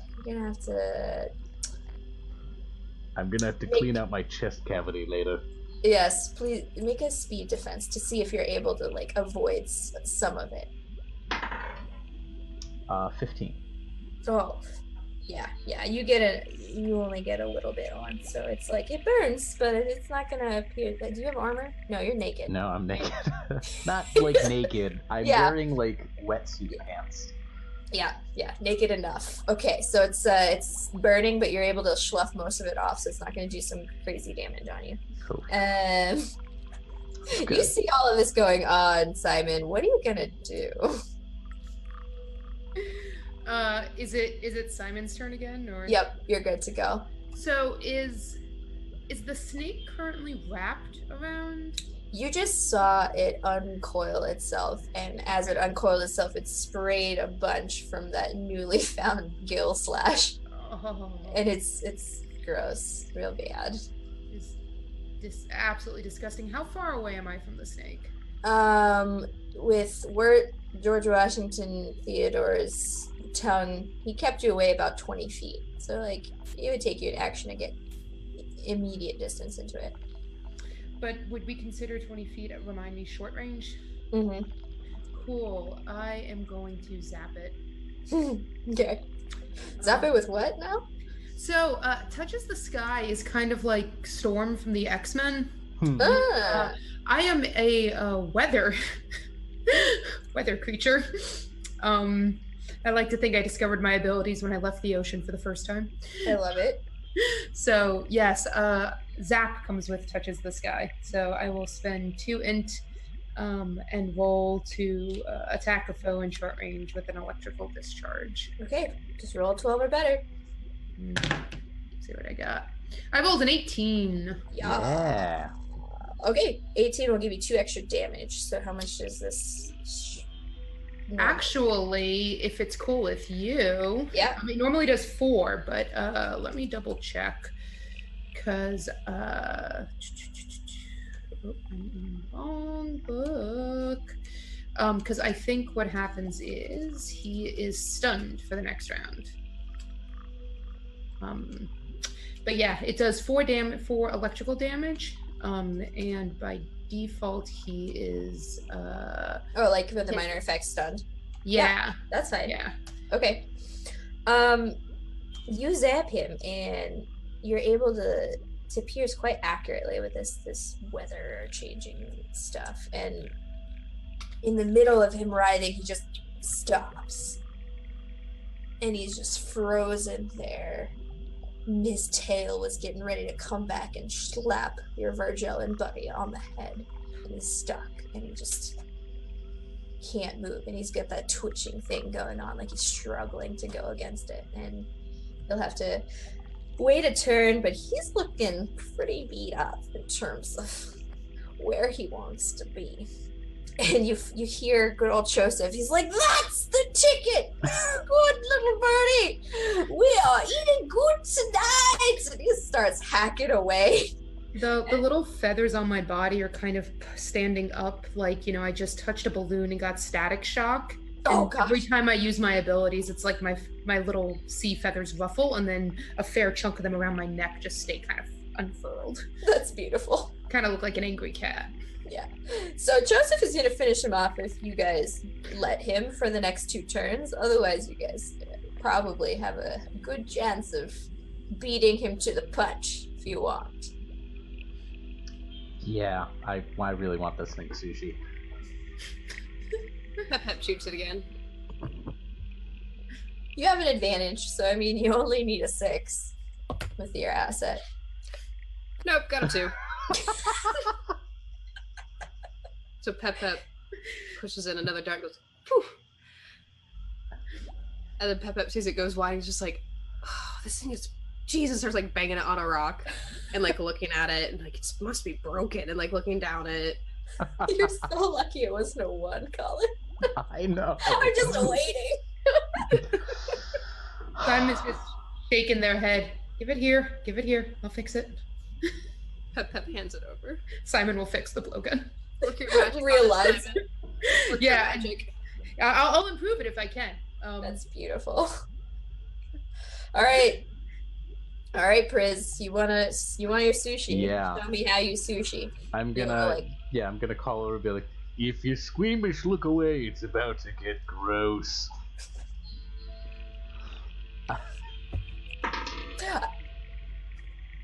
10. Okay. I would like to offer you a gym nutrition. Absolutely. Okay. 100%. Yes. Okay. Obviously. Who would you like to give the XP to? Who has not gotten one? Alex has got one. I'll give one to Pep Pep. Okay. Yeah. Pep might need that. Yeah, I love that Pep has actual XP and has yet to reroll any of the hits. It's fine. It's great. It's better this way. So, as you warn everyone to look away, you have a sense that you're like, this might not be as easy as I assumed it's going to be. And you take out your forearm blade and pierce it down into, like, right at the base of the neck to hold it still. Uh-huh. And then with that, you're able to chop away at the glaive how you want. So that was a GM intrusion in your favor. Oh, clever. Cool. Yeah. So yeah, I got a 10. Yeah, you got a 10. 10 will hit it. How would you like to do it? Would you like to behead it completely? Would you like to fillet its skin? What would you like?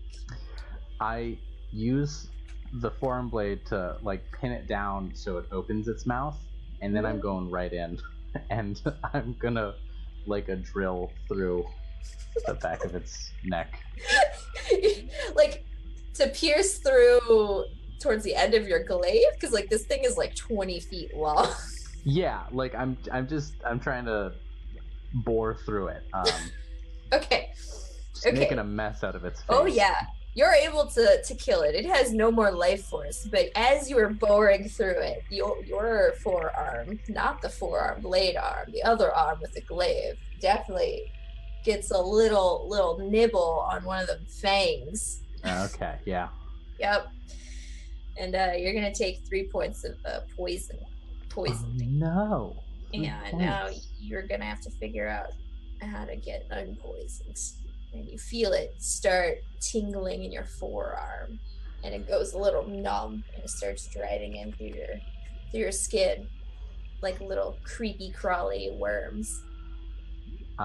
Priz crawls out of the ruined mouth of the creature, like one arm hangs. I made a mistake. Please help me fix this. I made a mistake. Why did you do that? It was all taken care of. That was not smart. And Joseph is just looking at you like, frankly, I've got maybe 30% of the usual blood flow going to my mind-brain part now. So, but I'm strong. Well, good job, buddy. You did it. And he starts just hacking away and chopping into more manageable pieces to take it back with him. Be careful. Don't let too much of the goop get on you. It's a little poisonous. Did you get pierced? I fang in my skin. Okay, you have about 30 seconds to figure out what's going on, or you're gonna pass out. So you take care of that. I'm gonna continue working on this guy over here, okay? Okay.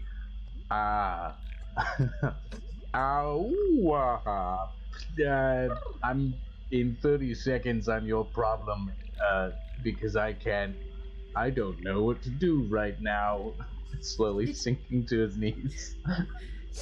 You're working on that blow dart, and he's not close to you guys. I can do this, and just starts is going to activate hover and spend one in, and just kind of like kick off the ground so they can sail as quickly as possible over the black ichor and get exactly where it's gonna have to reach out to grab the Priz in order to stop their motion, otherwise they're just gonna overshoot them. Okay. I can't stop of my own will. Okay. Am I getting accidentally slapped by a flying penguin person? No, I have hands. Okay. I have blow dart in one hand because I need to finish fixing this. But at the same time, I can get to you faster without poisoning myself. Here, I thought you were just gonna, finish fixing the blow dart because you were like 2 seconds away from that, and just like blow the blow dart with some anti-serum. No. And I made an injectable. I didn't make a like a liquid that can be applied to something. Oh, My own lack of foresight. I thought I would need it for myself. Like an EpiPen style. Yes. Okay. No. All right. Well, I would have to say that's speed and probably might for the Vargellin. Might. So, I'm trained in dancing. Is that in any way helpful in this moment? Yeah, okay, well, you're pretty distraught, so it's probably going to be hard to grab as is. So the dexterity from dancing and the distraughtness of, like, freaking out will probably negate itself. So, like, make a speed check to try and grab onto Priz, and then Priz make a might defense check to see. I got 9. Okay. Alright, I'm going to spend 2 out of my speed pool. I have an edge of 1. Okay. So it'll reduce the difficulty by 1. And I got a 20! Ooh! So, yeah. If I see you coming, I just pry my chest cavity open a little bit for you. So Simon, and just kind of flaps his big fins on down, and they do like a somersault midair, but their body is just a solid inch off the ground, and their tail slaps against the ground, and they use that momentum to shove themselves across, clearing where the snake and all the blood and ichor and nasty poison blood is.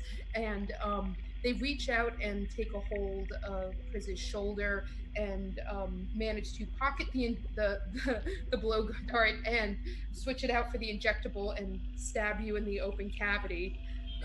And then take both your shoulders and use that to propel themselves back to where they were so that they can safely land after bumping into a tree. I can't stop myself. Oh, that was right in my front berries. Joseph isn't often distracted from his feastings, and he looks up and was like, "Well done! My goodness, I will have to recruit you for our Swamp Olympics later." Pep, meanwhile, is asking prisoner 24601 to describe the symptoms that he's experiencing. Bad feeling on all parts, starting with the arm, and now the rest of me, and my front burrs. Oh, they're burning. But I think in a good way now. Burning in a good way? Oh. It is jotting down notes. Yeah, Simon was able to flawlessly execute that with that 20 with like 10 seconds to spare before you passed out. So it's slowly, like, it's not pleasant and it's not the best, because not a perfect anti-serum, but it's now the worms travel back down. That wormy, crawly feeling is going down your veins and Ugh. out. And it slowly starts self-healing at the puncture wound, and you seem to come back to normal state. Nice. Well, guys. That was gross. I was a fan of all the things that happened there. Got some of your goo on their hand, is it? It's alright, it's technically sterile. Simon's not wearing a shirt or anything, so this is just like going right on. Okay, right now I got the best parts. This is delicacy. This stuff is A+, primo good shit right here. So now that you guys are fine, right? You're good? Can we like hop along, get my ride? Yeah. All right, good. I can find. I'll show you my hut outside and get my ride, and I'll toss this stuff in the freezer. It'll be great, and I'll cook it up tonight. But who are we looking? Oh, right. You guys are worried about what's her face. Well, I guess this is longer than normally would have been, huh? Okay. Yeah, she might have went and found those people again. Okay. All right. Yeah. Found Okay. those people. My brain heard someone else talk at the stuff. Pep goes over and picks up Wart and looks over at our hunter fellow, Joseph. What people, I think, is what our dear Priz is trying to ask. You know, the peoples, the other kinds that live in the swamp, they might call themselves the Mala Guardians. They are not occult at all. They're the guardians of Mal. I don't think that's how it works. No, they call themselves the Mala Guardians, not the Guardians of Mala. That's two different things. No, I know, that's what they call themselves, but that's the actions they take then, if that's what they call themselves. Well, I don't know. I don't mess with them. I don't actually know what they do. But I do know that Jariel might have gotten involved with them. We need to go to there and stop them if bad, but if good, shake hands and get girls safe. Yeah, that was the goal. That was what I was trying to do. I just really want to get my ride first. You know way, we go after, following. You go lead. Oh dear. Maybe that serum didn't fix your brain. Can you like do the thing again that I told you not to do to like get more Give our brain cells? yes, less our no. Pep jots that down.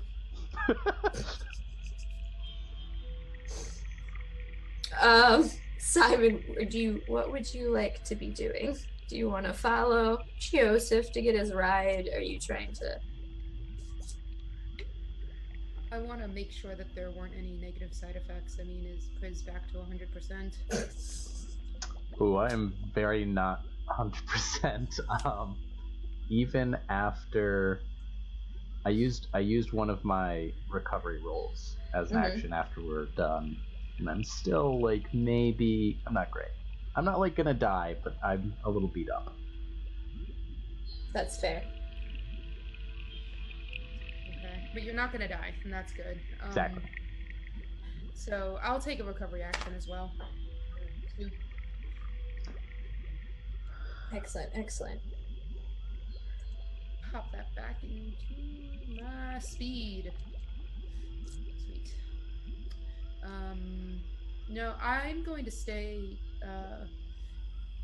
Joseph went to go get his ride, so I think I'll stay back with Priz and wait for Joseph's coming back, right? He wanted you guys to follow along, but if you think you want to stay, you could risk that. but Joseph will recommend. Yeah, we should follow him, I think. Okay. Yeah. Simon's gonna go where everyone else is going at this point. They're a little shook up from the snake scenario, and though they enjoy swimming in the air, it's still a little weird. Pip, did you see Simon's feat of awesome? Were you able to observe that, or were you distracted at that moment? I don't remember. Oh no, I did. I was talking to Priz about his experience, so I was watching. Okay, cool. I also made note of Simon's athleticism. Beautiful. Excellent. Joseph takes you down a smaller trail, and you guys are following him single-filedly, and then it kind of, the vines and stuff kind of intertwine and get tighter and tighter until you're almost like hunched over at this point. Probably Simon's more comfortable belly sliding casually down the trail, and it opens up into a tiny, like, 10-foot radius. He's got a little hut, and you hear some clicking sounds. I have an inability to hearing. I probably don't hear clicking sounds immediately. So it's weird because you know you're not good at hearing things, but this is crystal clear. That's somehow worse. Almost. Do I sense magic in the area? Define magic for you, Pep. Anything Numenara related? Right. Yeah, no. Not necessarily. Odd.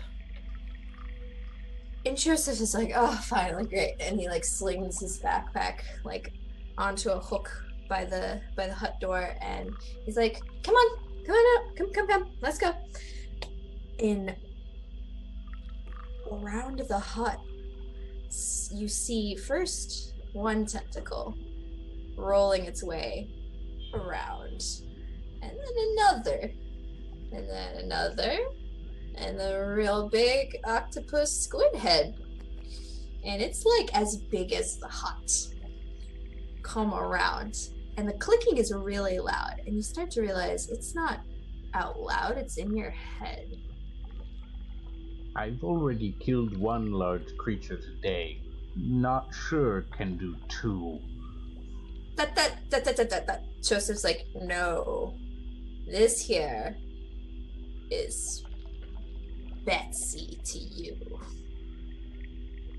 Good old Betsy. Huh. That's Pep my starts writing. ride. Tries what?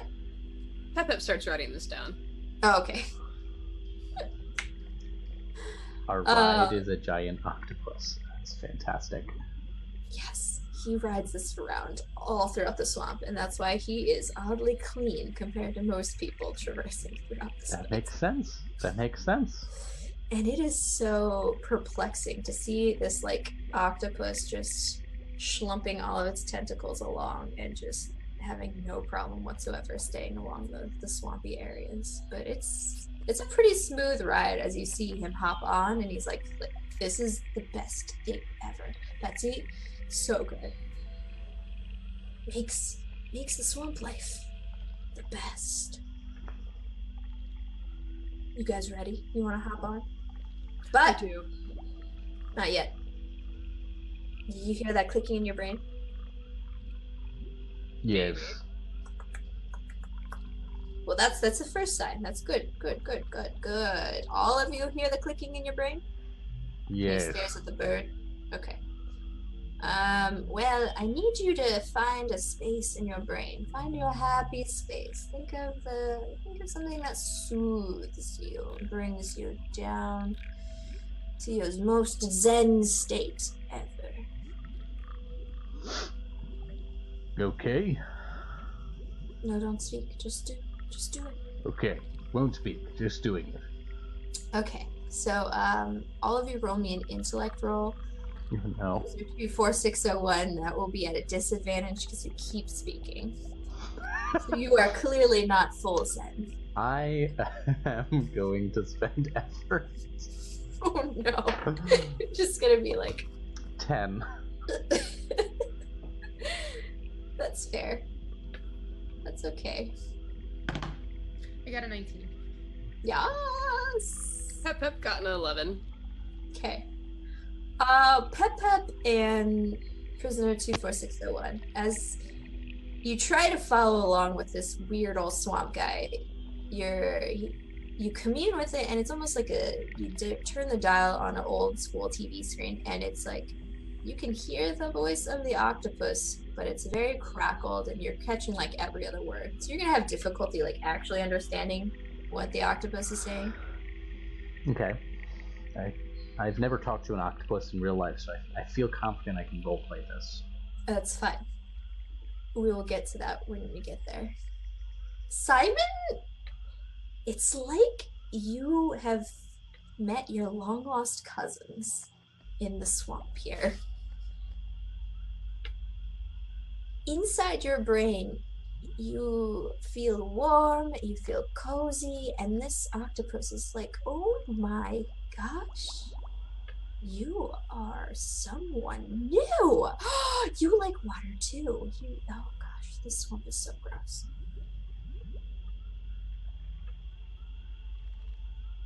Like, are we speaking telepathically? Or... Yep. Mm-hmm. You got a perfect telepathic link with a 19. And yes, it smells so strange, but it's good for sliding. Yes, I can skirt along just fine with my octopi tentacles. It's great. I love that. This man, he's kind of dumb, but he feeds me real well. So if you guys want to ride, I can help along with that. That would be lovely, thank you. And Simon's going to take his big flippers and just gonna slap the ground a little dance of gratitude. Oh my goodness! Keeps his main hands clasped together like this, and he's, it goes on for about 30 seconds. Oh, little thank you dance. Oh, Betsy will be like, my name's not actually Betsy. Yes, great. That's amazing. No one's ever said my name before. And Pep and Prisoner, you guys can hear all of this going on. You can't hear anything that Simon is interacting with. So this octopus has like 8 different brains, and it's like spewing out the same words to all of you. But you guys both hear like, oh, yes, no, that man, oh, yep, swamp. And you're just... But you feel like the tone is content, and all of a sudden you see your friend Simon doing a happy dance, and this octopus with Joseph on top of it is like doing a little wiggly, and he rises up with 2 tentacles and like schleps onto both of you and just like picks you up, but allows Simon to do however they please to get up. You guys just didn't get a choice. Pep is fine with this. Yeah. I think Priz is as well. Priz is like elbow deep in their own chest again. Currently massaging a Welkwomen tube.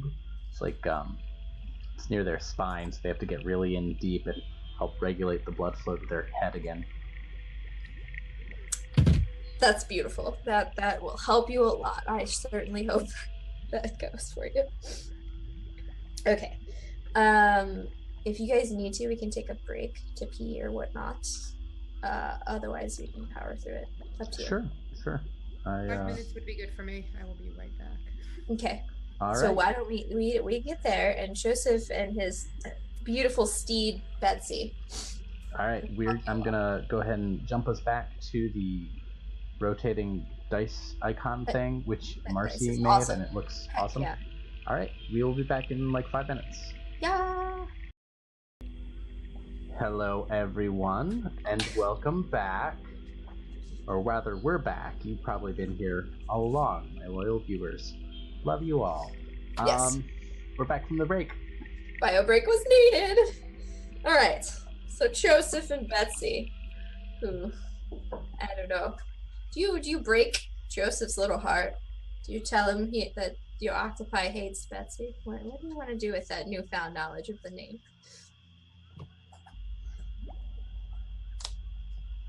Oh, mute. You seem to be muted. Oh, you might be on auto. Your volume under audio settings in Zoom itself. It might be automatically adjusting your volume. Oh, how does it do that? Oh, there, we hear you now. Nope, Weird. and you're gone. Back and forth. So, like, by the mute button, the arrow under audio settings, Mm-hmm. for your mic level, like, just uncheck audio, automatically adjust volume. Oh! There we go. Apologies. I did not know that setting existed. No That's worries. okay. I learned that yesterday. Ah. Solid. Huzzah. Welcome back. Thank you. We have defeated technology. The game is over. All right. No, I am not going to tell Joseph that Betsy does not like being called Betsy, because really, when you are an aquatic creature who speaks a language of clicks, gurgles, and long vowels, you get used to people not being able to say your name. That's very sweet of you. So Joseph takes you along, and this is an oddly smooth, smooth ride along Betsy, and she's able to traverse places that you guys definitely wouldn't have been able to. All the bogs, all of the, swampy versions of quicksand. They're just no problem for this giant-ass octopus. Like, what? He starts explaining that he befriended Dariel quite a while ago, and he knows that she'd gone off with the Mala. And he looks at you and he's like, I already told you, Mala Guardians, I don't know what they do. I just know that it's different than what I do. And they're kind of spooky. They can do things that I don't think normal swamp folk do. Like this. And Pep will perform hedge magic to give Wart a little top hat. Is hedge magic? It doesn't even cost for you, right? As a nano. Nope. Hello, my baby. Hello, my honey. And Wart will stick his tongue out and use his tongue to, it looks like he wants to eat it, but then he just raises the hat and then sets it back down and brings his tongue back in. And Joseph looks at you and was like, that's nifty, but I was thinking more like animals do what they want them to kind of thing, and they seem to be a lot stronger than normal folk. Huh. Interesting. And Pep starts a new page in their book. Oh, Pep. Interesting. So, just for my own mind brain, so far we have that Dariel is a heathen, known as a heathen in the community because she goes off and does whatever she wants, not beholden to really anything in town. We have these toads, which seem to be smarter than toads should be. We have this cult, not cults, guardians, and these cultists have some connection and power over animals. Am I summarizing that about right? That was about right as any Vargellin could in this situation. Okay. All right. Now, Pep, question for you. Mm-hmm.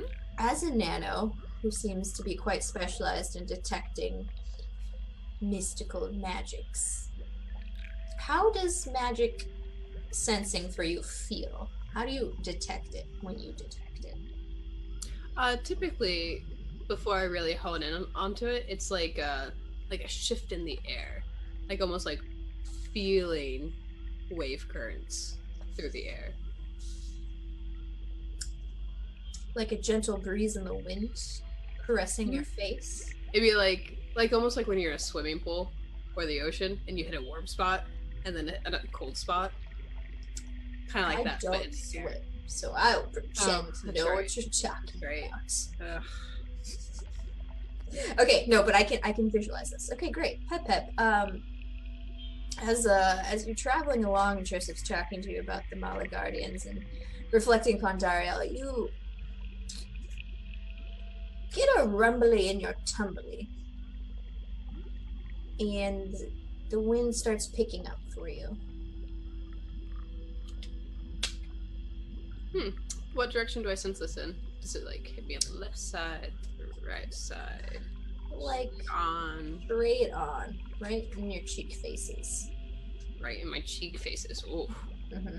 All right. In that case, I will start. Let's see. I will start like studying the direction that is coming for to see if I can gather some more information on it. Okay. And once I feel like I'm getting closer, I will scan to see if I can figure out what's going on. Sure. They're just the slightest of tingles. You've felt this before, but maybe never this far away. This general tingling sensation you tend to feel closer than normal, so you're starting to wonder how strong the magics are.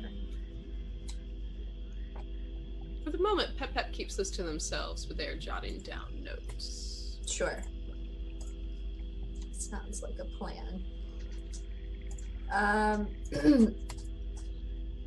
I imagine that Simon, you're just having a grand old time talking to the octopus itself. Like, most of what Joseph is saying, it's just your equivalent of like background sound. Like it's sometimes it's hard when humans get going when they talk in their native tongue, and the swamp dialect seems to be a little off for you. So you're just like, I'm gonna tune him out, and you start talking to the octopus and having whatever merry conversations you might want to have with him. Them like, what they think of the swamp. Is it always this temperate? Are there any good places to swim around here? Absolutely. And you'll get some interesting answers from her. Priz, how do you want to continue conversing with Joseph, as he's, I think the last conversation he was in the middle of was befriending Dariel long ago. Yeah, I would ask him to sort of tell me about her. Right, he befriended her, so he's gotten to know her a little bit. What curiosities drove her out into this swamp, and what restrictive or oppressive atmosphere was she getting away from back in town? Oh, some children, they want to rebel against the normal, and she just didn't like life in town. It was just too boring for her. And then it was fine. She was fine, just swinging from vine to vine. And then she ran across these folk, and they're clearly dangerous. I just don't. You said 3 days? She's been gone 3 days? 3 days, yes. Yeah, I'm afraid they might be putting her under some sort of spell. Like, she might be bewitched by them. Because when she talks about these Mala, it's like she's talking to gods. Well, Pep knows a lot about spells. I know very little. But I do know this, and he's gonna flex his hand and it crackles with lightning again. The thing about electricity is goes from point A to point B by the easiest means possible. None of this frittering about, going left and right. Simple, straight to the point. That's how I am. I don't like when people dissemble, and I don't like when cultists fill girls with terrible ideas and their stupid cultish ways. So, if that's what's going on, I'll leave the spell stuff to Pep, and I'll work about correcting the behavior of these cultists. Pep looks up from the writings. Got it. And goes back down to writing. I'm afraid that they might actually be witches. Right, And witches can get electrified as well, so I feel like the plan's more or less the same. Well, I'm afraid because it's like when kids fall into the wrong crowd, but I think this is the wrong crowd. Like, I'm afraid Dariel might be a witch. What if we do? She's a witch? Oh, gosh. Well, I don't know about that. If she's a witch, she'll be a good one. If not, someone will correct her in her life. It's the bad witches that I'm concerned with. Yeah. Okay, well, we're getting close. And I think this is where I might drop you off. I don't want to get involved in all of that, you know? Joseph, it's alright. You can just say you're a coward. It's fine. Not a coward. I have a good chunk of the giant serpent anaconda meat. Of course. Absolutely. Absolutely. We aren't going to talk about you behind your back when you're gone. Yeah. Okay, fine. He stops and there's like the swamp is laden with lime green speckles along the top of the bog, so it's kind of pulsating and glowing a little bit. And he's like, "Yep, hard line. This is where you go." And he kind of like nudges Pep to slide down Betsy, and Betsy's like slowly reaching up to pick Priz up. You probably have some time to react if you wanted to get. I'll let Betsy seems to know what they're doing, so just let that happen. Okay. Betsy will like slowly wrap around you and pick you up like by the armpits and be like, meow, plop. And Betsy doesn't want to say goodbye to Simon. Oh no. This is so fun. Will you come back? I want to show you all the actual like bogging holes. You can kind of swim in them. Let us help. Let us finish what we promised we would do to help the ones who live back in the small town behind you, and then yes, we will come back. I think you said you're a deliverer of messages. Sometimes yes, to as they say, make funds while travel. Yes. Do you want to deliver messages to me? Like, I could write you, kinda. Octopen pal. Yes, and I will be back this way sometime. And perhaps if you tire of the swamp, you can come and visit the city of Rust. It is quite lovely. Do you swim? I do. I swim. Yes. You should come and visit my home. It is lovely, and there are many fun, wonderful things to explore under the water. Okay. Yeah. Okay. Great. Thanks. This has been real good. Oh, do you want to do the thing? I have really long tentacles, and you could slide down, and I'll flip it right at the end, so you could do a really cool flip and impress your friends. You want to slide down? Yes. Yeah. Yes. And Simon takes their arms and just kind of streamlines themselves, and so it's all flipper right now, and just kind of tucks their shoulders and head first. Power of friendship. Absolutely nothing needed in terms of roles. And Pep and Priz just watch Simon gracefully slide down, shoot straight up off the end of Betsy's tentacle, and do like 5 backflips to land right in front of you. Pep jots down Simon's friends of octopi. Natural friends of octopi. Okay. Simon's gonna walk over and just, big flipper up. High five one of the tentacles. Oh yeah, I gotta meet with you. And Choice is like, well, head along. Good luck. Try to bring her home. Don't let her be a witch. Her life, her choice, but sure, probably. It's fine. We'll figure it out. We figure it out as we go. It's sort of our thing. One might say you only live once. You only YOLO once. That one. That is a new one. You Different dialect. only YOLO once. And you see him turn around and Betsy goes away. And all that crackling static and gibberish that you guys were hearing goes away. But for Simon, you start to notice that the link with Betsy doesn't actually go away. And you are now telepathically connected to her. Yay. Well, Betsy seems eager to be around you.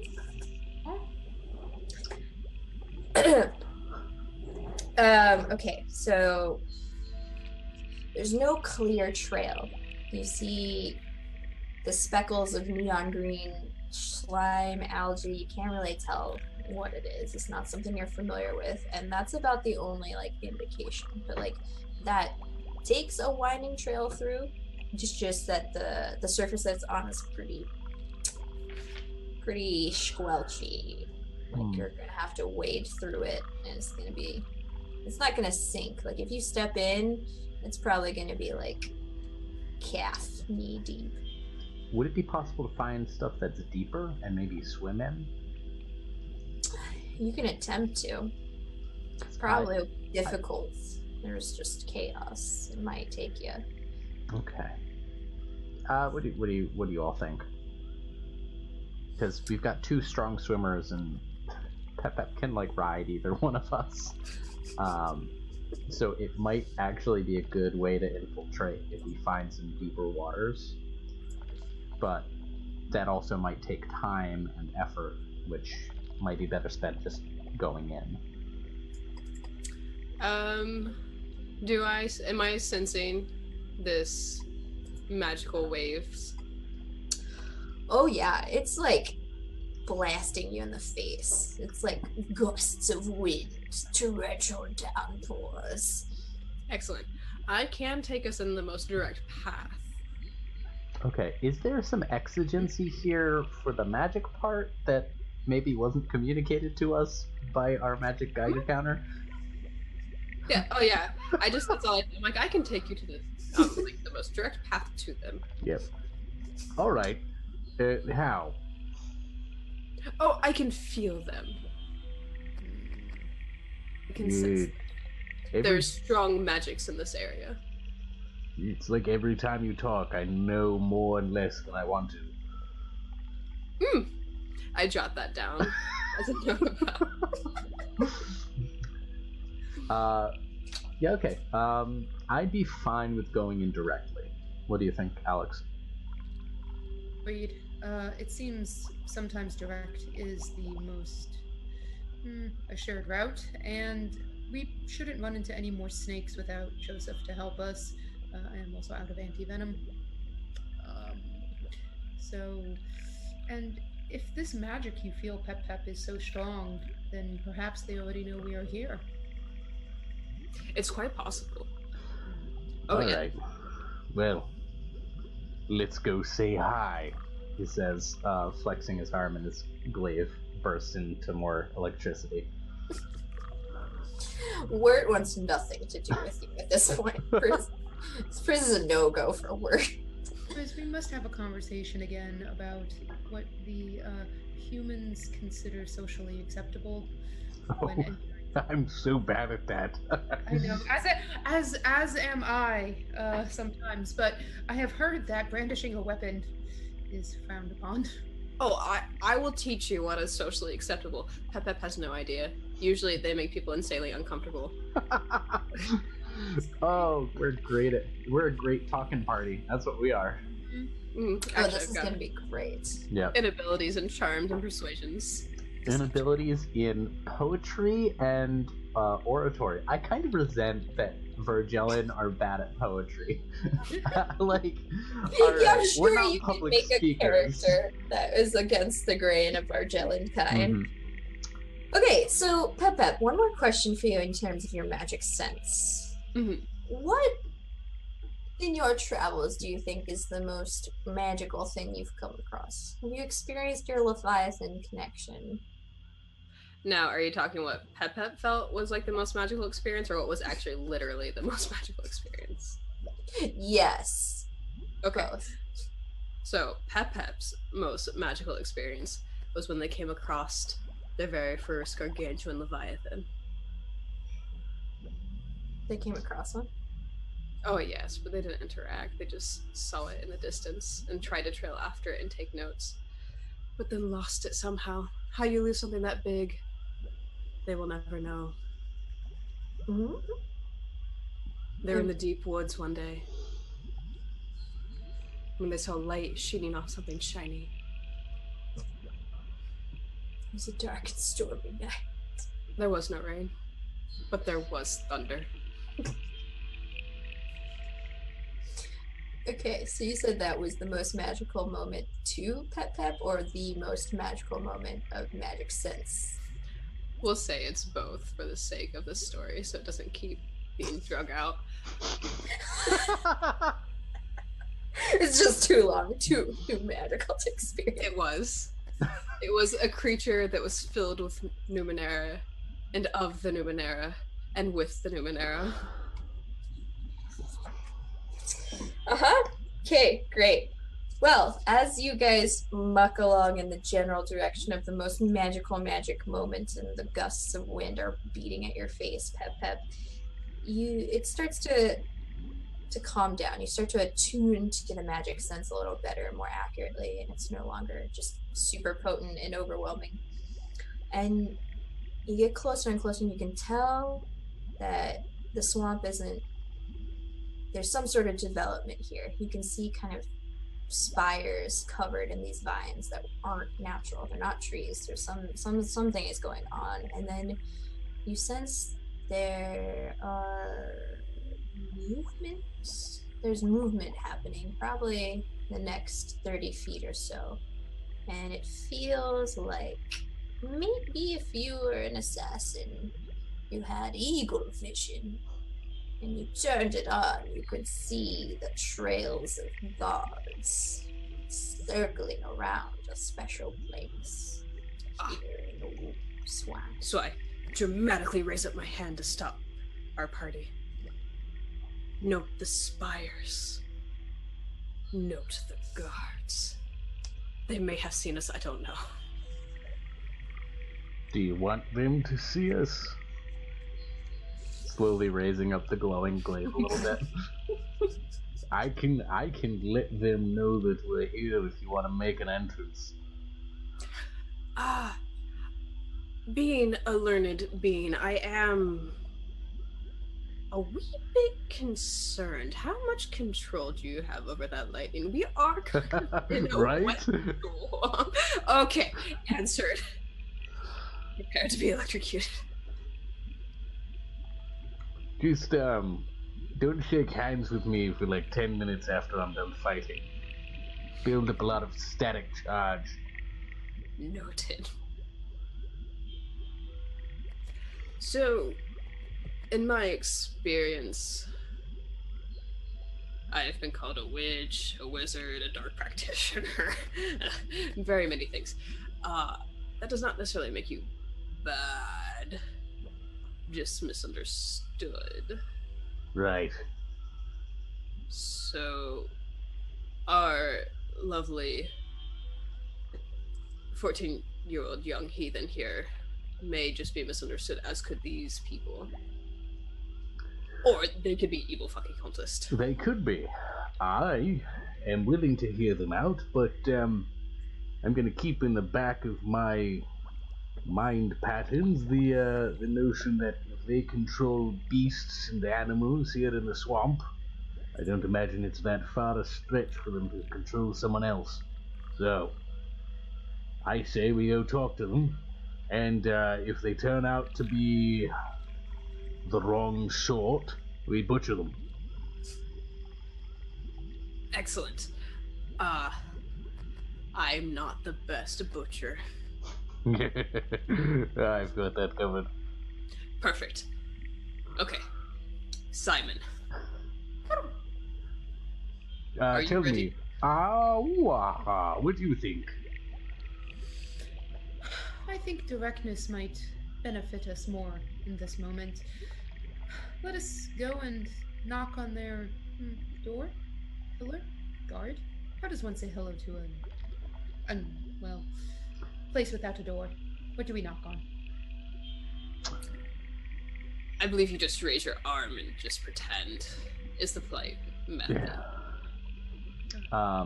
I'm gonna clench my hand a couple times, and the whole arm, like all the where there would be veins in his arm, they're glowing silver white with electricity, and his hand's like crackling. And he's just gonna hold it up and be like, "Hey, these will probably get their attention. Let's go." Excellent.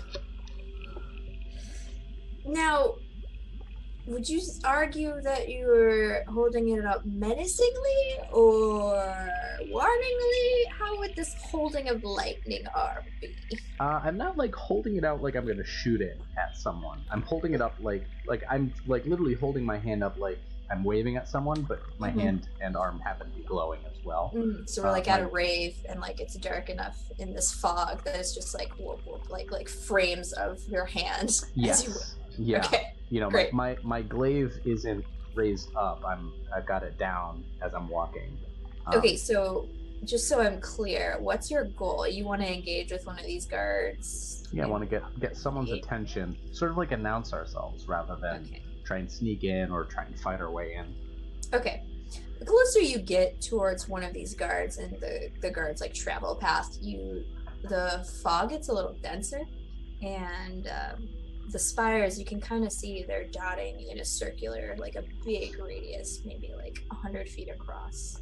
And like within that, there's a smaller circle, and that's closed off. But it seems like this would be a central place for these, one can only assume, Mala. And you get closer to this one guard, and the guard looks at you, darts directly into your light. It's like, what? We're here for Dariel.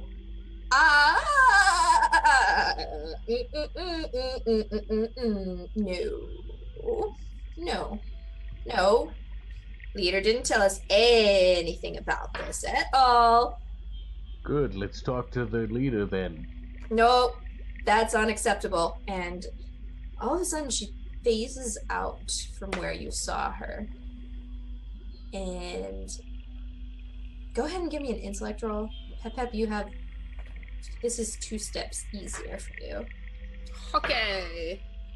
Ooh, 16. I'm using XP to reroll that. Okay, 14. This is your moment to shine. Oh, good job. 17. Oh, jeez. You guys are so perceptive in this fog. Fog? What fog? No. You see that they shift right through any vines, any spires, anything that's in their way. And now they're right in front of you, within like 3 feet of you. Ah, handy. And I start writing that down, and there is no surprise whatsoever on my face. How does Priz react to the phasing? You're able to track it fairly easily as they walked towards you. So they phased out and are walking towards us? So they phase, so like all of the stuff that is around you, like the bog, nothing, like they'll walk through this, all the spires to get to you, because they saw you from about like 10-15 feet away. Okay. And then they were like flashing towards you rather than a casual walk, and nothing is getting in the way. It just goes straight through them. Okay. Yeah. Not a fan. I think I'll register that first. Not a fan. And he's going to just whip up his sword staff and give it a quick spin. Nice flashy lights.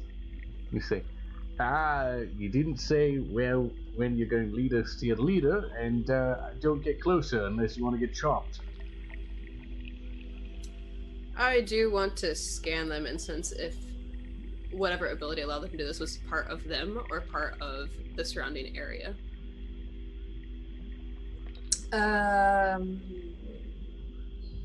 Like, Okay, I see. As you scan them, you can sense, like if you look at it, it's almost like an X-ray for you, and you can just sense that they're imbued with Numenara somehow. You've never seen it look like this before. There's no one device. It seems to be a part of them. Fascinating. And because it's dark, like you can actually visibly see like the blue light start at the top of their head and scan down the person's body. Mm-hmm. And I start almost like walking around them, taking notes. As you start walking, Pep, after being threatened by Priz, the guardian is going to shoot out from their hand just one finger and go like this, right in your direction. And a little light leaves their finger, but grows and enlarges and explodes at your feet into a burst of flame. Don't move any closer. None of you are authorized to be here. Pep rolls their eyes. You move closer first, but does That's stop. my job. Any more notes? That's my job. Literally a guardian. Not supposed to let people in during the ritual. That's my job description. Right, we have a job too. Clearly not as important as mine. Oh, I Most think important. I think it's wrong. Hey, I'm sorry, I shouldn't talk. I never make these things better. Don't worry, I can talk. Our job.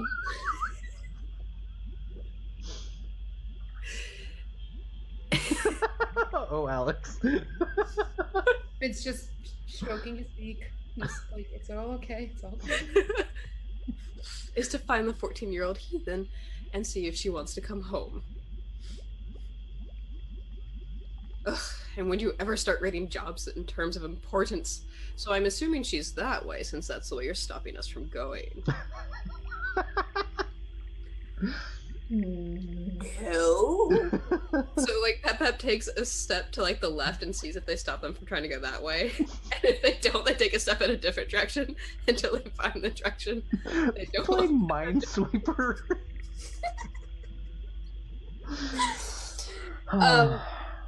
Yeah, the guardian doesn't know what to do with Pep and just getting really irritated, and just you see them go,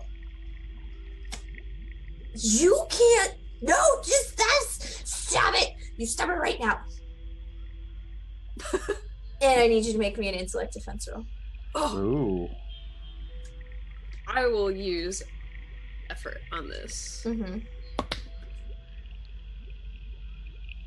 I got a 9. Oh yeah, no, that electric that you've been exposed to with Priz, you feel the equivalent of that in your brain. Like a little brain zap. Not a fan of that either. And you're gonna take 2 points of intellect damage. Okay. And you can't, you're like frozen. You're it's like brain freeze, and you're not gonna be able to act for a few seconds. Pep is struggling really, really hard to write this new experience down. As they make the brain freeze face. Now, that was a small shock. I'm going to need you to stop playing this game with me unless you have explicit permission from my people. You can't be here. Right, so you're giving Pep a brain freeze, so I feel like I've got to talk now. We're supposed to pick up a young girl who may have been kidnapped by your people. Nope, definitely not kidnapped. Right, well, you can't prove that, so we need to talk to her directly, or talk to your leader, or anyone who can offer any kind of proof that you're not the bad sort of people who usually made a bad end of my glaive. Dariel is not a prisoner. She came to us, and she is one of us. Right, well, she's also a gupling, so... Simon, while Priz is trying to argue with this guardian, Betsy is trying to reach out to you, being like, I know the part of the swamp that you're in.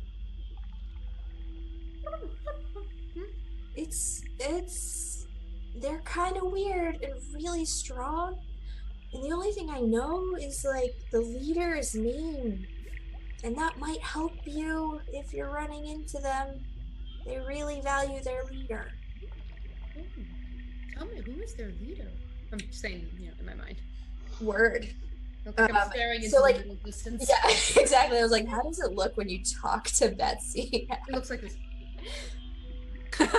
Smash cut, stare right into the camera.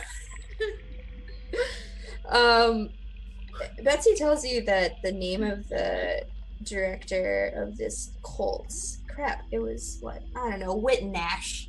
I'm pretty sure that one. Whitnash? Yeah, I don't know. English is weird or Numenara. Whitnash. That's the witchy witch of the witchiest witch. Witch and Whitnash. And I trill a thanks, and because I'm still staring into the middle distance, I do my little dance of thank you. But it's just they automatic. feel your dance even if they can't see your dance. It's like being hugged from a distance, but just kind of like to the people around me, it just looks like I'm shuffling my flippers on the ground. Yeah, you shuffle. I shuffle. And while Priz is arguing with the guard, I kind of, just kind of slide my way on over and kind of poke my head out from behind Priz and lean forward and go, Whitnash sent us. And I'm just gonna kind of slide back. I'm keeping a space between me and them just in case. There's no way no one speaks of our leader's name. How can you just know our leader's name? No. Big fat lies. Oh, we do not understand this. Simon's gonna hop back over, and it's kind of like holding on to Priz's waist a little bit, and just kind of like, okay, I'm safe. And then you see two more guards start phasing in and close around you. What's the name of our leader? And they say it in unison. Whitnash. He did something very right or very wrong, so let's find out which. Flippers crossed. They pull out bows. And they point in the direction of their center. Follow us. And by follow us, two of us will follow you, and you follow one of us. But you're surrounded in a triangular formation, so you can't get away. Did you get all that, Pep? I actually very much appreciate the directors of those instructions. Pep will make note of how accurate their language usage is. Sounds a little bit like they're saying sardines in my language. Oh! Like food. Got it. Yeah.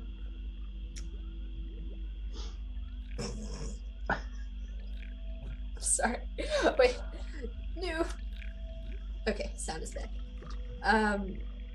Okay, so they're gonna take you to the center, and this swampy glade is just probably every sort of green and brown you could imagine. And like, you are now like slogging through a swampy version of a hot spring. I guess imagine like that Shrek moment around his space where it's all like bubbles glow. And you guys are trudging along, and it sucks for you, but these guys are just phasing through. So they're just guarding you like, stupid little measlies. And you get there, and you see about 6 more of these weird culty people. They all look fairly similar. And at the center of them, you see a smaller individual. And before you can get a close enough look at them, the first one tells you to stop and points back the crossbow at you. So about we found these people, or they kind of found us, but we didn't let them through. But they're here now because they might know your name. So did you invite them here? And one of them perks up. Her eyes glow red, and she's like, honey child, didn't I tell you? Nobody. Ceremony. Initiation. I thought I made it clear. Nobody comes through. And she looks at me, but they said Wittenash. You know your name? The fuck? Which one? Which one? Show me. And now she's staring at. Yep. Oh, you volunteer a flipper? But okay. I got a hand up. Mm-hmm. You don't look familiar. No, we are not from around here. Quite a ways away, in fact. Go ahead and make me an intellect defense roll. Ready? I got 3. I'm gonna re-roll that. Spend me an XP. Okay. I got a 19. I feel better about that. Yeah, okay. Well, and she stares at you, and this leader looks at you like, I could have sworn you were an animal. That didn't work. Interesting. And you feel like there was some buzzing going on in your head, and it was just like she was trying to take control of you. It didn't quite work. All of my little feathers kind of ripple up my body, and I just like someone walked over my grave. Very, very disturbing. Fascinating. Pep jumps that down. I am not an animal. I am a skein. I'm highly intelligent and not a pet or a... Well, I suppose a companion in the way that a friend is a companion, but I am not property. Okay, I see that now. Okay, so who brought you here? How do you know me? What is... I don't quite understand how you have this knowledge, little bird one. A friend told me. A friend? Yes, a friend who shares the town's mutual concern for the young, guppy, as my friend calls her, though we disagree perhaps on the age of the young human. Dario, we are here to assure ourselves and her parents that she is well. Is she hale? That's not your place to meddle in, and you don't want to.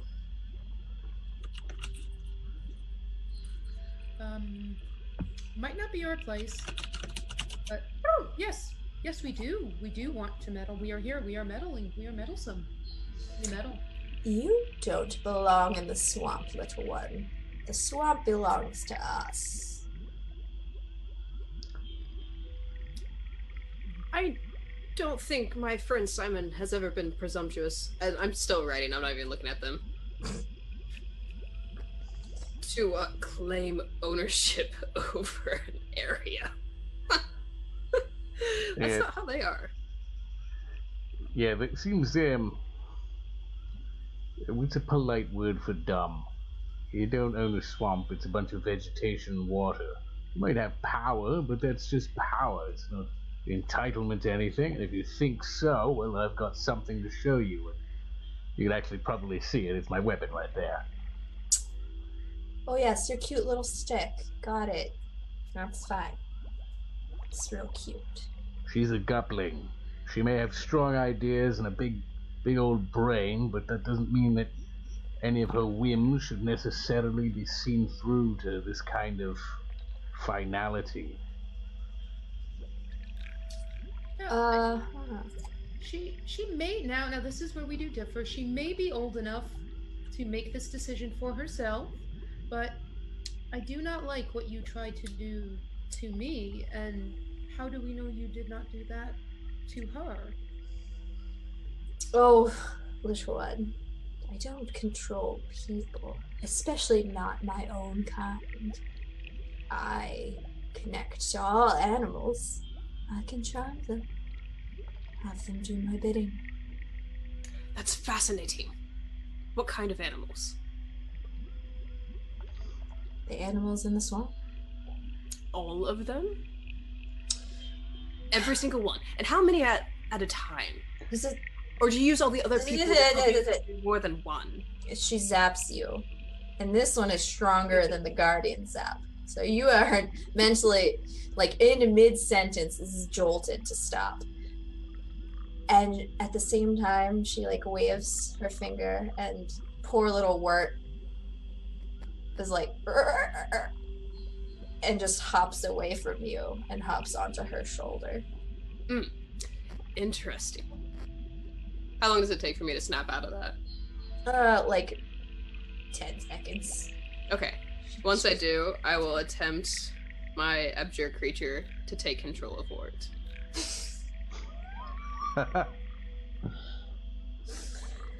Yeah, she didn't like put a permanent charm. She just charmed him enough to convince him to stay here. And he's like a pretty neutral party. So if you charm, yeah.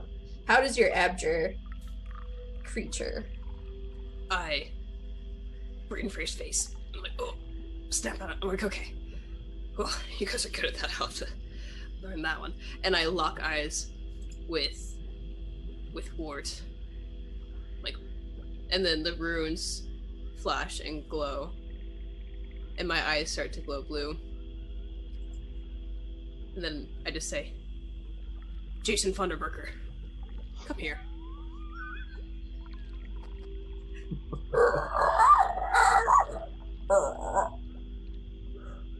And slowly doesn't hop off the lady's shoulder. Witnash gets privy to a tongue around the head like a bandana, and he swings around and dramatically spirals around like a little skirt, and then perfectly lets go to fling towards you. Oh, well done, Jason. Well done. Beautiful. Marcy's here. Hey, Yay! I'm gonna fix the OBS overlay. the OBS got messed up. It got messed the right Studio mode! Oh no! studio mode. So, as you're distracted by Wirt's display of dramatic acrobats away from you, he lands on your shoulder, and you notice that the leader Witnash and the rest of them have been there. The other 5 guards have not stopped humming and chanting, and what they're surrounding seems to be an opaque-ish obelisk of sorts. And it's, as the hum grows, it kind of ebbs and flows, how foggy or how clear it is. And you start to see flashes of pieces of trash. You know, here's a crumpled piece of newspaper. Here's a slimy cheeseburger. All of these little things coming out. And Pep, you notice a friend of sorts kind of sitting atop the 6-foot-tall obelisk that's guarding whatever they're chanting around. No one else has noticed. Your good friend Rubbish, just sitting there in a trance. Oh. So I see this, and I was trying to figure out if the leader had the same abilities that I did or different. When I look around, look up, and there's a second where my face may have given it away, where I'm excited. I'm like, oh, no, my fault! And then I'm like, oh, wait, no, prime moments for sabotage. And then I look back at the leader, and I'm like, so, 14-year-old heathen is possibly here by choice, possibly not. We don't know. You guys actually haven't stated. Do you consider yourselves evil or good witches? Might attempt at a distraction. Roll me an intellect. What were your inabilities socially? Deception. Is one of them. Perfect. Great. Love it. I got a 4. Yes, they have a great ability called foresight. So there's lots of defense, and it's like they can almost see in the future, and they look at you. No. Whatever you're doing, it's not gonna work. And she looks up. Oh, have you been there the whole time? Are you? And we pan over. Oh no. What did you do, Colin? We were so close. You're like, It's just being alive. What? No, I just fixed it. God, nuts. just slide it over. Just bring us back to center. Did you open up the comments? Because that'll do it. Ugh, I did. Yeah. Oh man, they're all shrunk. Yay. It's okay, guys. We're aware. We're gonna fix the images. Metaphor for 2019, right here. That's happened to me so many times. Colin is getting in his hours on run and production. Tech specs. Thanks, guys. Oh, that's a really good fade, though. I enjoy that. It's like a curtain. Yeah. Right. Washes over us. Yeah. We're back. Marcy. Yes. So you're a lovely character. Please Thank you. introduce us to sitting atop the obelisk. Sure. I was about to say, Jess, did you just introduce me pole dancing on this obelisk? Because, wow. Wow. What a day. All right. So, my character is Rubbish, a gregarious delve who emerged from the obelisk. Probably not this one, but an one. And she's just kind of like clinging to it. She's always been there, but she melds so well in with people. I guess they just didn't notice her before, and she's like just got like all of her fingers, which she has 6 on each hand, just trying to like pry open the thing and look for Numenara. I assume, are you trained or specialized in sensing Numenara? I'm trained in salvaging it. I can't, know if it is or not. I'm actually, I've got innate ability in crafting and understanding it. But I feel like seeing this like floating obelisk thing is telling me that there's some sort of weird thing inside here that I need to rip out with my bare crystalline fingers. For those of you watching at home, emerge from the obelisk. Actually, all of these things are from Numenara 2. Delves are their sort of divers for stuff, which I'm excited to play for this next 20 minutes. And emerge from the obelisk means that at some point, I just fell out of a large amber obelisk somewhere else, and my body is made of crystal. And I'm using my crystal fingers to just try to pry open this thing to look for cool stuff. Now, when you use your crystal fingers, are they like self-luminescent, or do they just reflect natural light? Or like, how special of a crystal are you?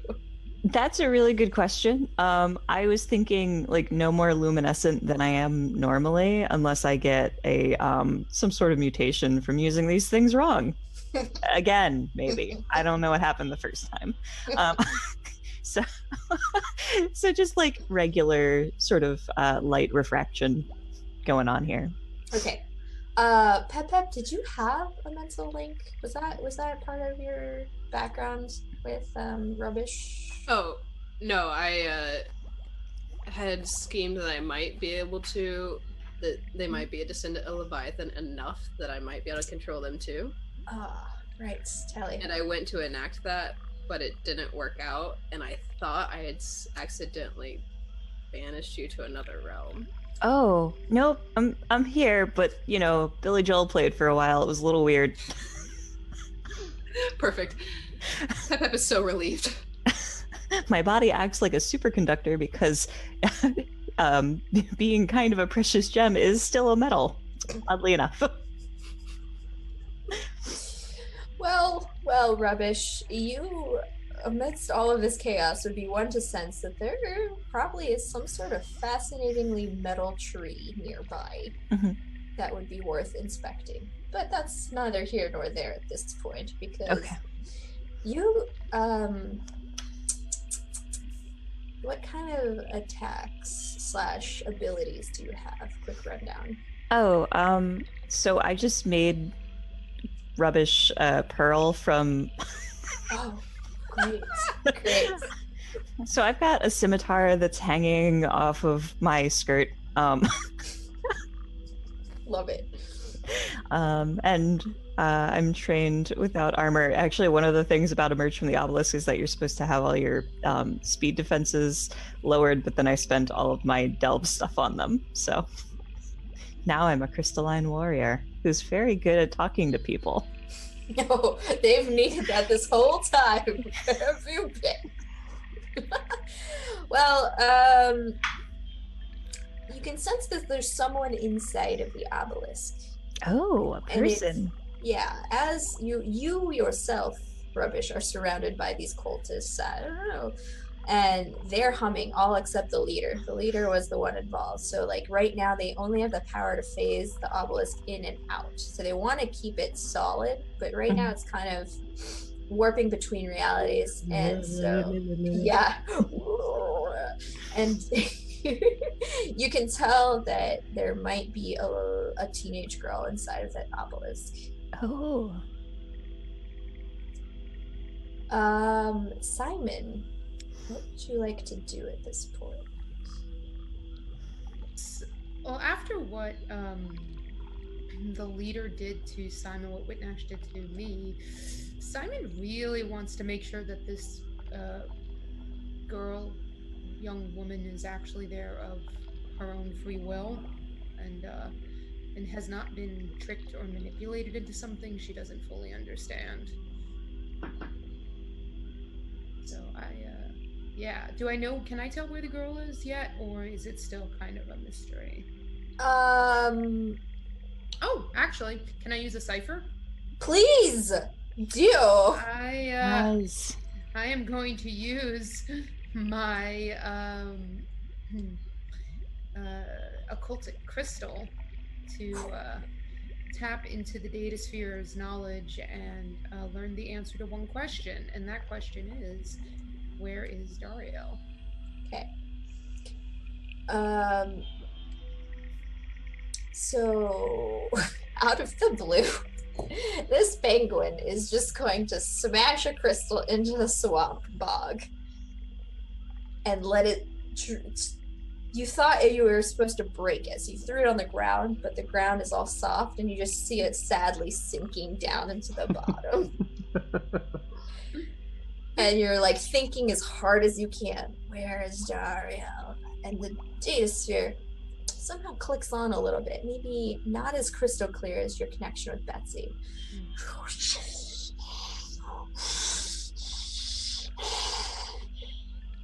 Dario is in the obelisk in front of you. Please.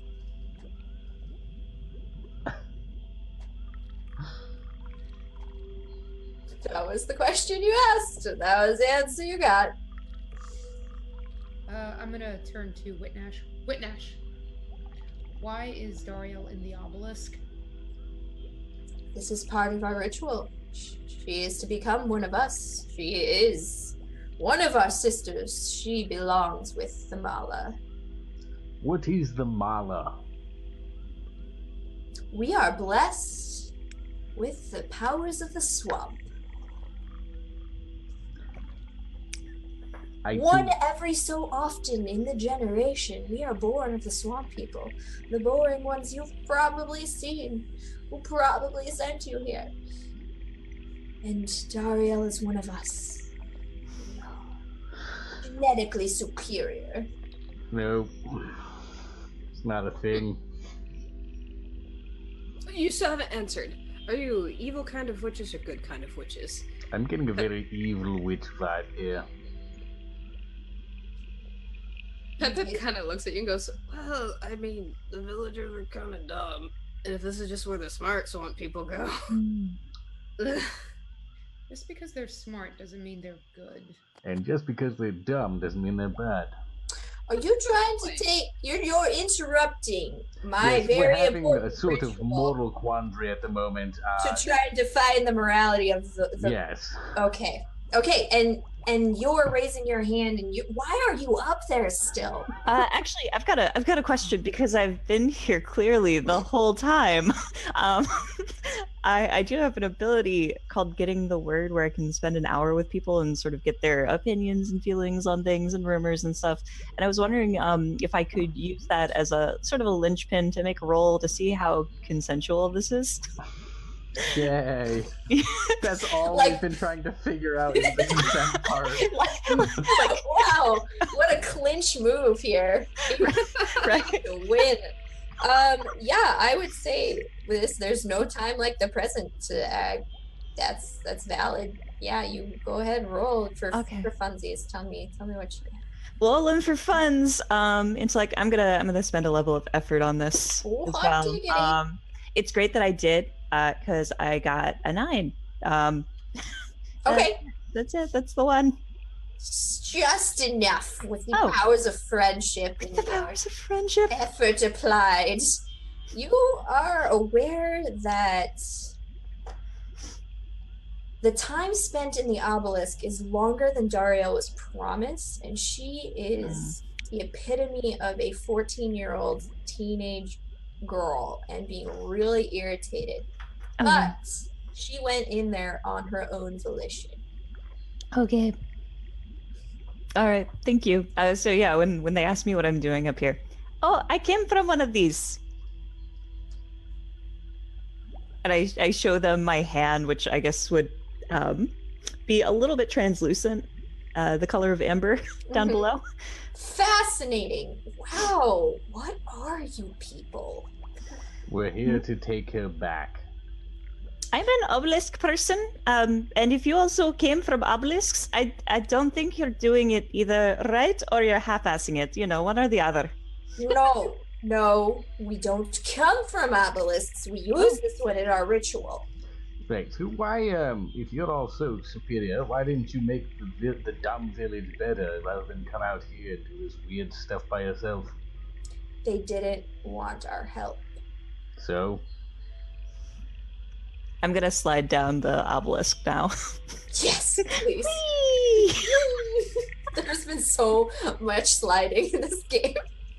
And then I'm gonna pat the obelisk and go, okay, you come out when you're ready, okay? Goodbye. You're clearly not going away. And I don't want to actually zap you. I think this one over here has had enough zapping, at least mentally. Hopefully they get the point. But shrugs. I could go for another one. Ooh. As you shrug, she just... and you're stuck shrugging for like another 10 seconds. And at this point, you know, when like the first time you're unsuspecting with those stupid like prank shock buzzers, but now you're the kid who's like, this feels funny. So you're like accustomed to the shock, but you still can't do anything about it. Accustomed to the shock. And she's like, fine. You need convincing, fine. And all the people stop humming. The obelisk phases down, and before you see a wily 14-year-old girl with a shaved side of a head and crazy half-made braids on the other side. And she stands before you. Hello, Dariel. Who the heck are you? We were hired by your parents. We're coming to take you home. My parents are poor. They wouldn't hire anyone. They're probably blubbering right now. They probably are blubbering, and we're not getting paid that much. Mostly it's snake meat, actually. And not from them, Oh. from the hunter in the woods. That's true. We're actually getting paid remarkably little. Wait, which hunter in the woods? Not the hunter, the Joseph. Joseph. Anyway. Chungus? Chungus. No! Human. Joseph? And she looks Joseph. at the little penguin. Joseph, you said? He's worried about you, as is the crazy lady who runs the store. We've got a bunch of people who are worried sick. So I think it's best you come home now. That's not my home.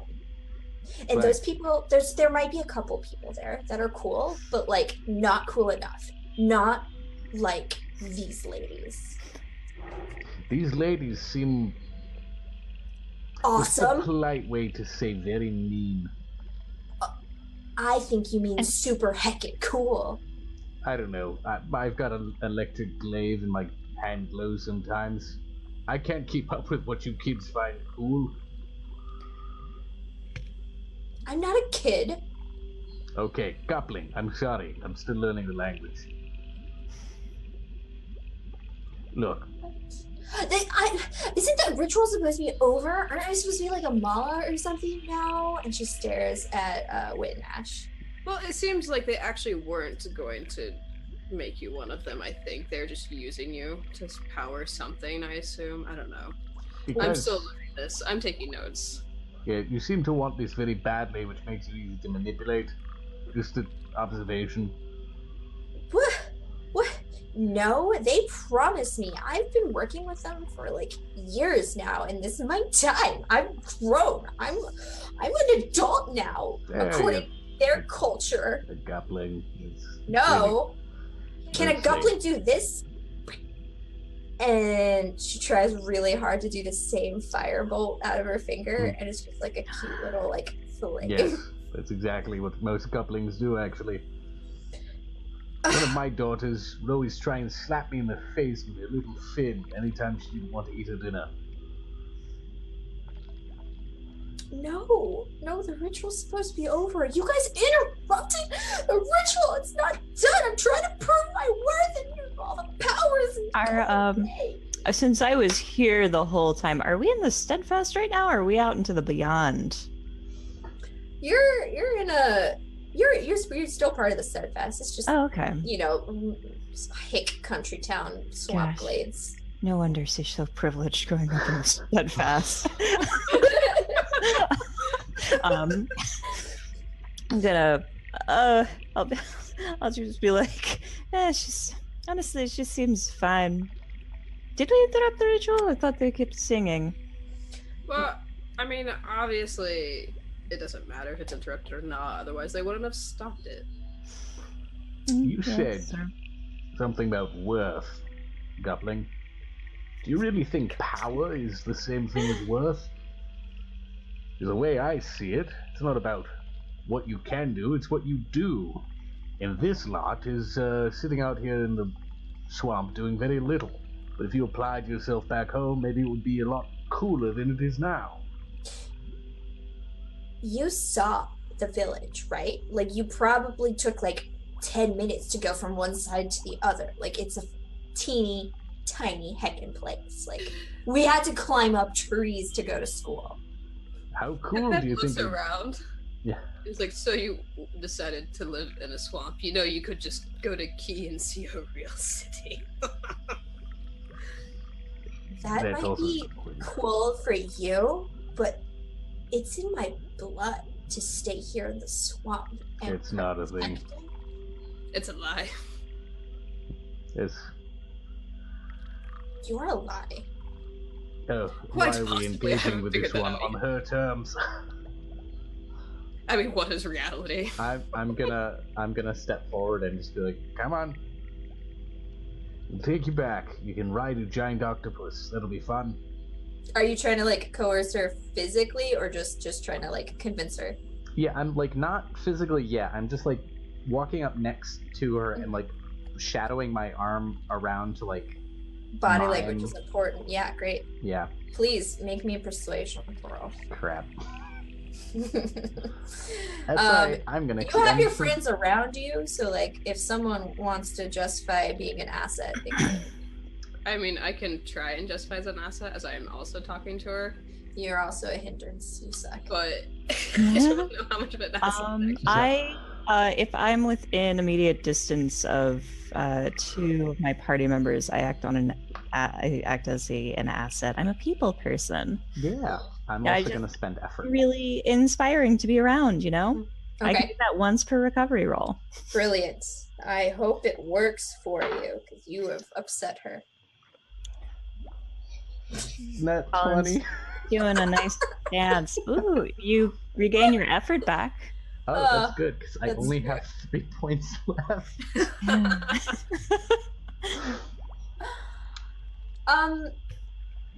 So as you like make that motion to kind of gently hug her and try to bring her into your wing, she kind of looks at you as like, but it's my responsibility. You said Joseph was worried about me. That's right. Oh wait, do you like Joseph? Oh, Sure. Joseph? Are you sure? I mean, I value him as a hunter and a person who explores a swamp. No, I don't like boys. Oh, she's perfect in every way. Can we keep her? No, that we'll be Why no not? different from them if we do Yes, that. bring me back into the obelisk. Put me in an obelisk. Finish the ritual. You're just like my goblin. Daria, I only have experience in falling out of him. She looks at Simon. What are you? City of Rust, a great metropolis below the ocean. We What swim. is an ocean? It is a place that is full of water, like this swamp, but deeper and larger, with less mud. Do you want to see? No! I want to stay here with these people. Daria, my friend here believes that you are very small and young and unable to make this decision for yourself.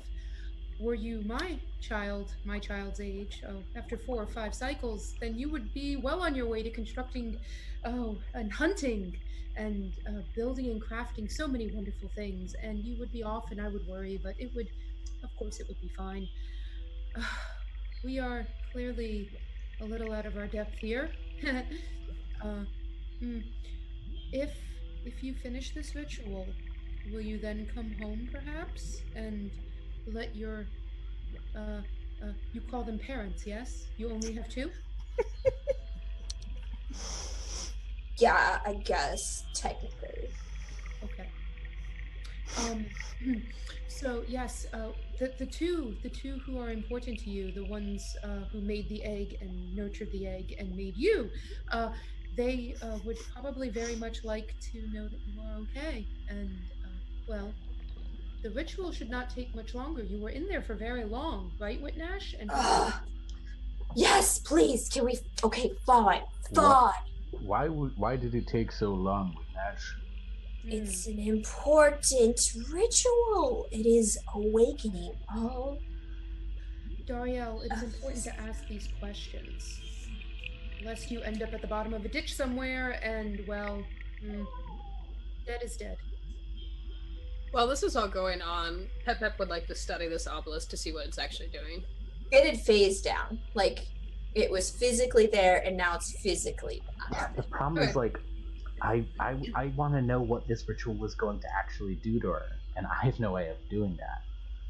That's what, yeah. So I will actually look at the ground and sense magic in Numenara and see what I can discern. Okay. Simon's like 14 is old enough to make your own dumb decisions. Yeah. Do whatever you like. So Simon is trying to convince, and you're kind of honestly, you're kind of swaying Dariel to be like, as long as I finish this ritual, fine, I'll go say hi to my super parents, and then I'll come right back. That's fine. Simon, you had looked over to Wit and Ash later to like get reassurance, like, can we finish this ritual? And then Pep is trying to sense the Numenara right now. Mm-hmm. Okay. You sense that all of these guardians, and Witnash especially, are just imbued with Numenara. It's coursing through their veins, and you've never experienced magic like this before. They embody Numenara. And normally this is something that, like, someone like your friend Rubbish would salvage, and it's just their essence. Huh. Fascinating. So for our little Dariella, do I sense it starting in her as well? Just on a smaller level? Yeah, you can definitely sense that there's something going on innate inside of her. And this ritual might be just an awakening of what's already in the inside for. Fascinating. Do you tell anyone that? Not at first. I write it all down. Okay, so you keep again to yourself. Got it. Great. Simon, you're looking at Witnash for reassurance, and Witnash is like,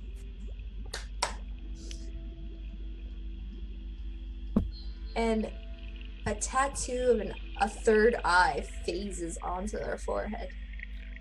Yes, I can finish the ritual, and she will be all that she is meant to be.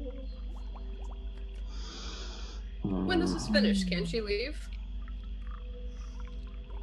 Not the swamp, because she Ever? can't wander the swamp.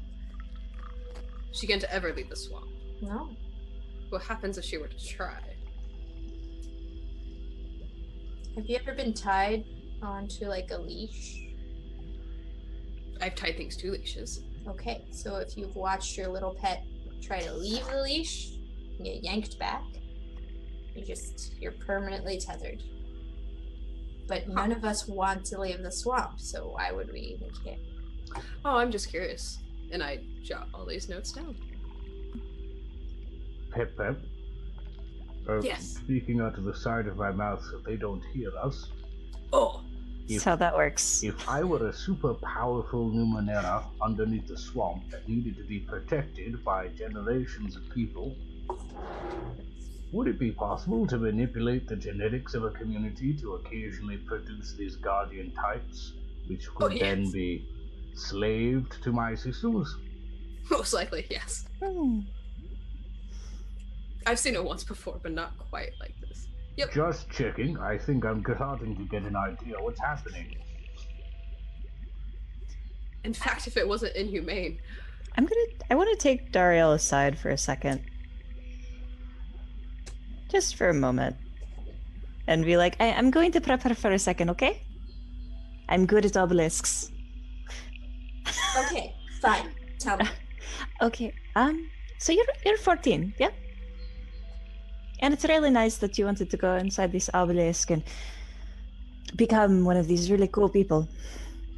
It's really cool, you know? Yeah.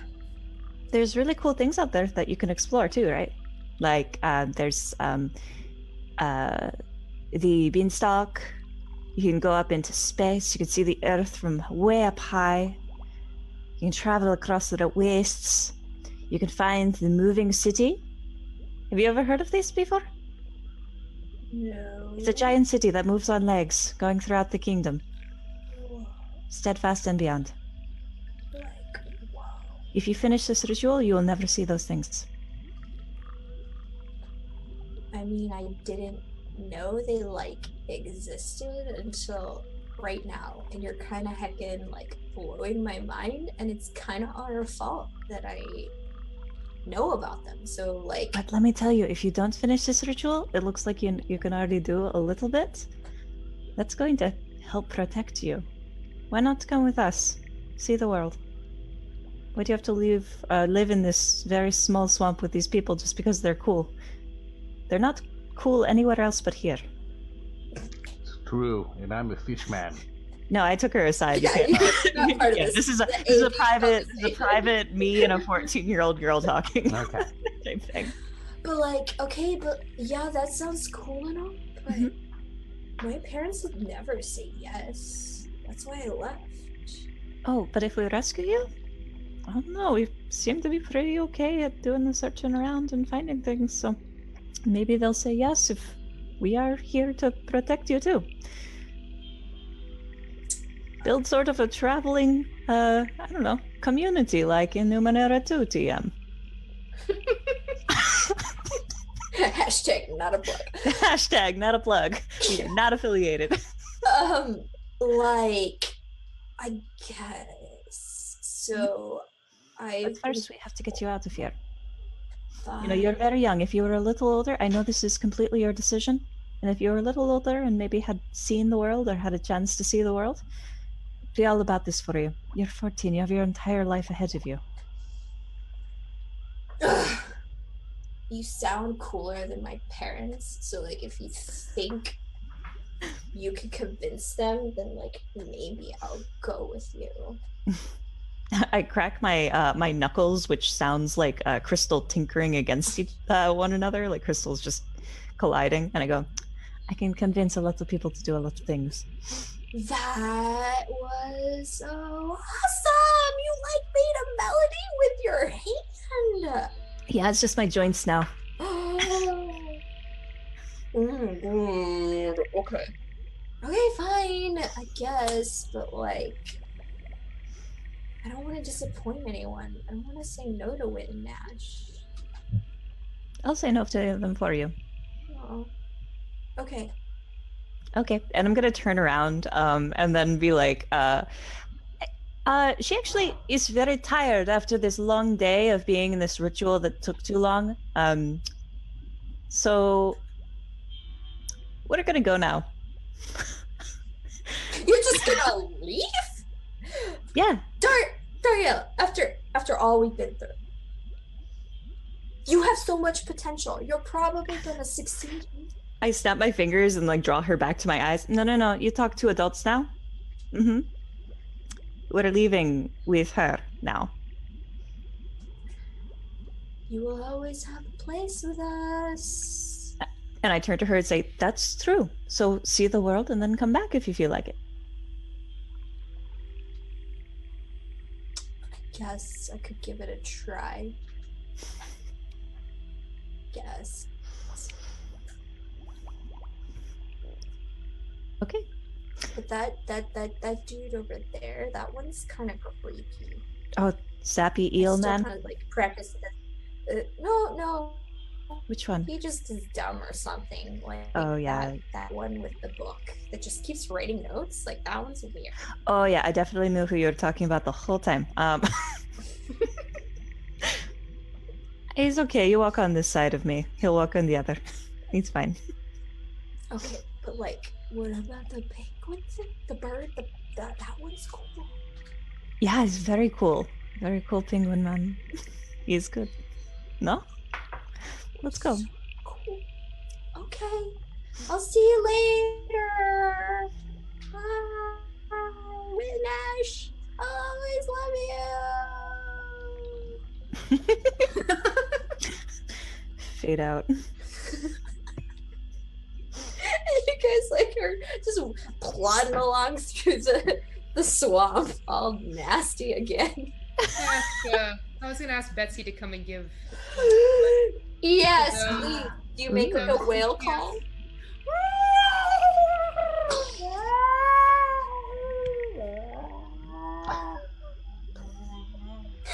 So, Marcy, while you were gone, Simon over here made a very beautiful friendship with the hunter's mount, which happens to be a giant octopus in the swamp. Can we convince, or can Simon convince the giant octopus to come with us also, and we'll just all ride the giant octopus off into the sunset? That depends on what Simon wants to do. Simon can ask. I mean, it's really up to Betsy. Oh, time is really hard for Betsy to gauge. Betsy hears your call and was like, oh, it's been so long. I miss you, Simon. Oh, that's actually my name, Marcy. Yeah, you missed that too. No, I got it. I've been watching. I started watching I'm just imagining this penguin. And then this octopus just back and forth between each other. Telepathically, though. Oh, okay. And then, Sometimes Simon does a little dance. roll me a d20, Simon. Please, please. Sure. Please, please. I got an 8. Okay. I am picturing, like, you focusing so hard. It's essentially the telepathic equivalent of, like, playing the Megazord in Power Rangers. I was gonna go with the ocarina, but sure. That would have been your like 15 and higher roll. So Megazord it is, right? And then Okay, cool. as you're plodding through the swamp, yes, Betsy comes to your rescue and is just like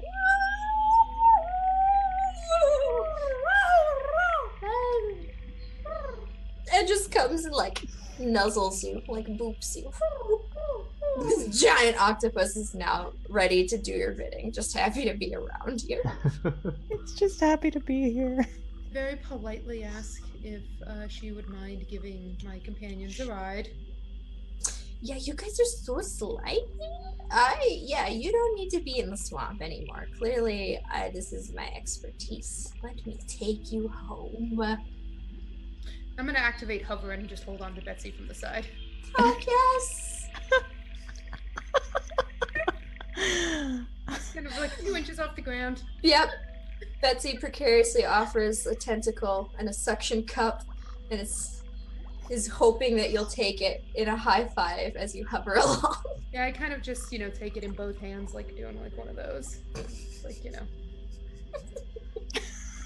It's great. It's fabulous. And Dariel sees this and she's like, oh my god. Is that a giant octopus? Is that Betsy? Joseph told me that I wasn't old enough to see Betsy. Is this Betsy? How do you know Betsy? Yeah, as you're talking, I'm supposing that she's like wrapping up her tentacles around us, and lifting us up. Yes. You don't only get to see Betsy. We're riding her out of here. Oh my god! This is heckin' crazy. And yeah, you guys, Betsy would go back to Joseph to get some snake meats. You would get snake meats from him. Yes. That delicious snake meat. Yeah. Darla would be able to say bye to Joseph. Joseph would be so proud that she's not a witch. He'd like wave some like old lady tea sage around her, be like, "You feel touched by witchiness? But go, young one, live your life. Don't be a witch. Especially not a swamp witch." Mountain witch is fine. Joseph looks. Cloud witch is okay. Swamp witch, no. No swamps today. No swamps. Swamp or no swamping. Joseph looks very intently and a little forlornly at you, Simon. Betsy has been my mount for like ever since I became a hunter. But Betsy has chosen another life now. I have to say bye, don't I? And Simon's just gonna kind of like go and just very, hover eye level with Joseph. And Oh. My puppy wants to be let in. Betsy is very intelligent, as are all of the land octopi. Octopi are quite smart, and Betsy stayed to take care of you. So take care of your next friend. Not a pet, not a mount, not property, friend. Yes? Yeah, for sure. Okay, well, Oh, bye, Betsy. I appreciated you, and I guess you're too cool for me now, so go take care and live your life, I guess. Simon's gonna use Joseph to kind of push themselves back over to Betsy, and then just take the people back.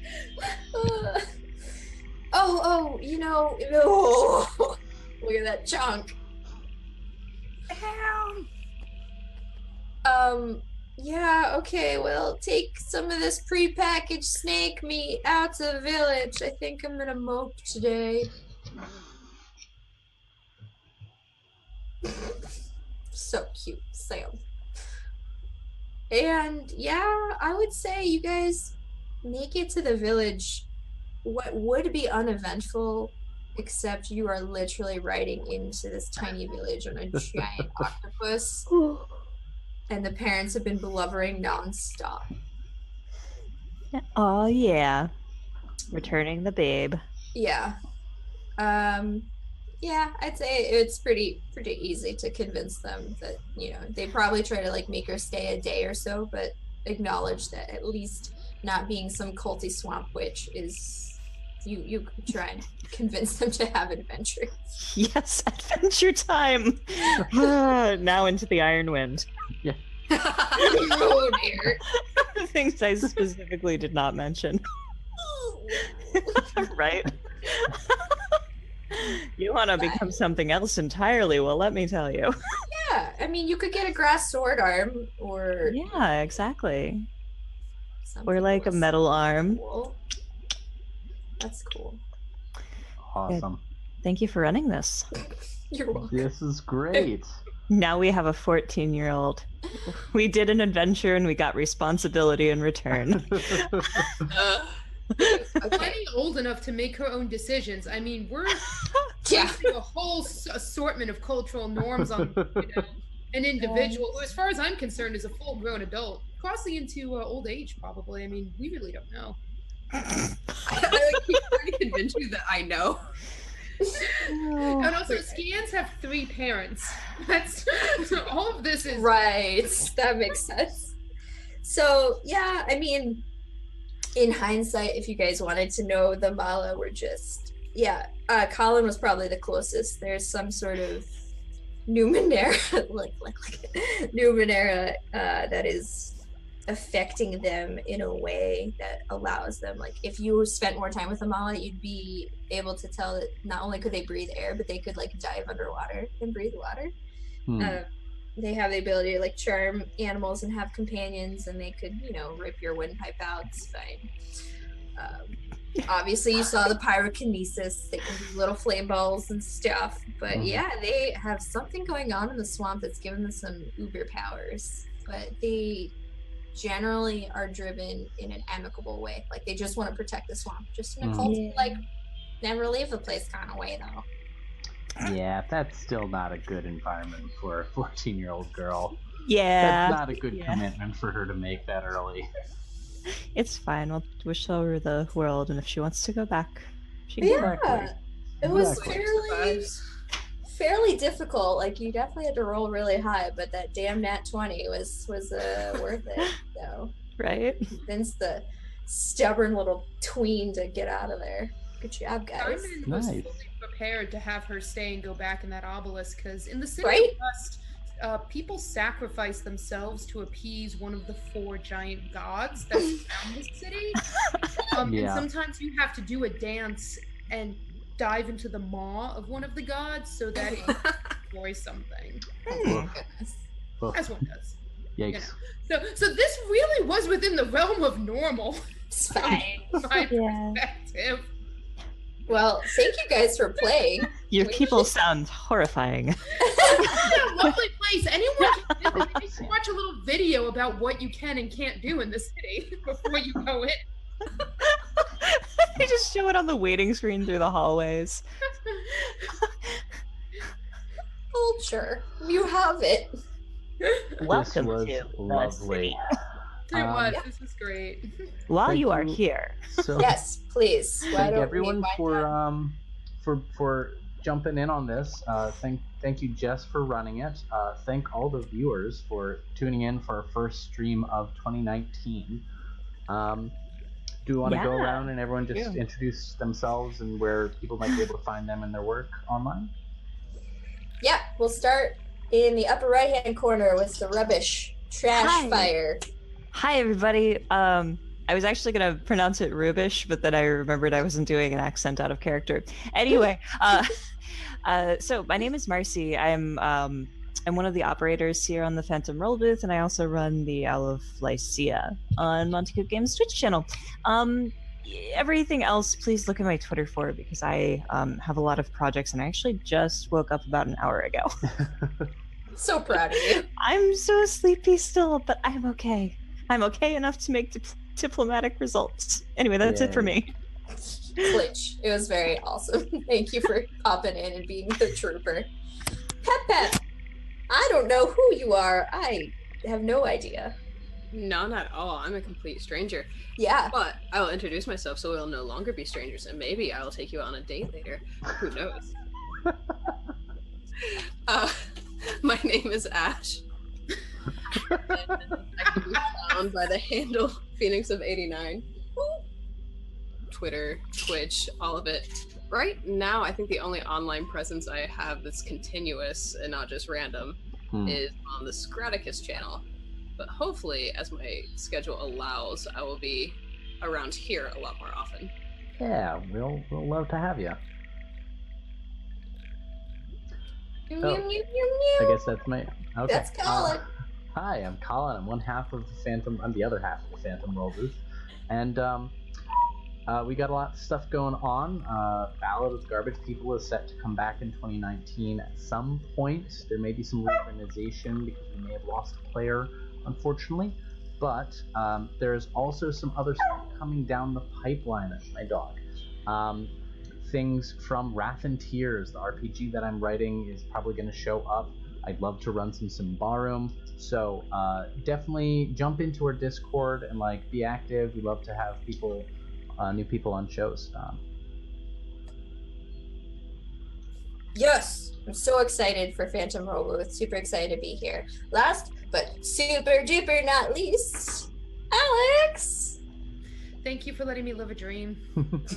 I have been wanting to make a skin that could hover for a very long time. And with the new Numenara stuff, with the crafting and the right, actually scans are expert crafters in the city of Rust, so they just slotted together so well. Just meant to be. It was meant to be. They are one of my favorite race options, and I never get to play them. So now I am Alex Wolf. I am on Twitter as Alex Wolf. You can follow me to see pictures of my cat. I do stream, but mostly I stream as a player because I just like playing tabletop games. Most of what I do is either in real life or private games. I'm always happy to run for people. I love the Cypher system, and I don't play D&D, so I have no mental model for how something is like Dungeons and Dragons. I just don't get it. So nice. I'm that person who just over-describes everything. So this was a ton of fun. I had a blast. Thank you, Jess, for asking me to join, and thank you for making it at a time that was West Coast friendly. I really appreciated that. Yeah. So yeah, this was great, and now I have a new thing to follow. I did not know about Phantom Roll booth, so yay! I knew about Marcy, and I knew about Colin. Yeah. Together, wham bam, here we are, Phantom. Nice. Me, my name is Jess. You find me on Twitter. Something Flirt Squad Burst of Hope. That thing. 2019, welcome. Hi, new year, new me, new fam, and there is a lot in terms of my stuff. Dying Kingdom. You can find me playing D&D on Greyhawk Journal Tuesdays. On Wednesdays, starting sometime later this month, I'll be playing some sweet anime cat thing person in Ryutama with Pro Starter. And then I'll be playing a new RPG called Emberwind. Great POCs of awesome. Justin's super cool. I'm really excited. That's going to be on Unmade Gaming. And then I will be GMing a campaign of the Strange on Scraticus Academy Friday nights. I think those are all my main ones. There might be occasional things happening, and I do hope to pop in here on the Phantom Roll booth. But this has been super awesome. I love you guys. Well, Thanks for having me. it's been a lot of fun. I'm gonna shut the stream now. So, bye. Bye, butterfly.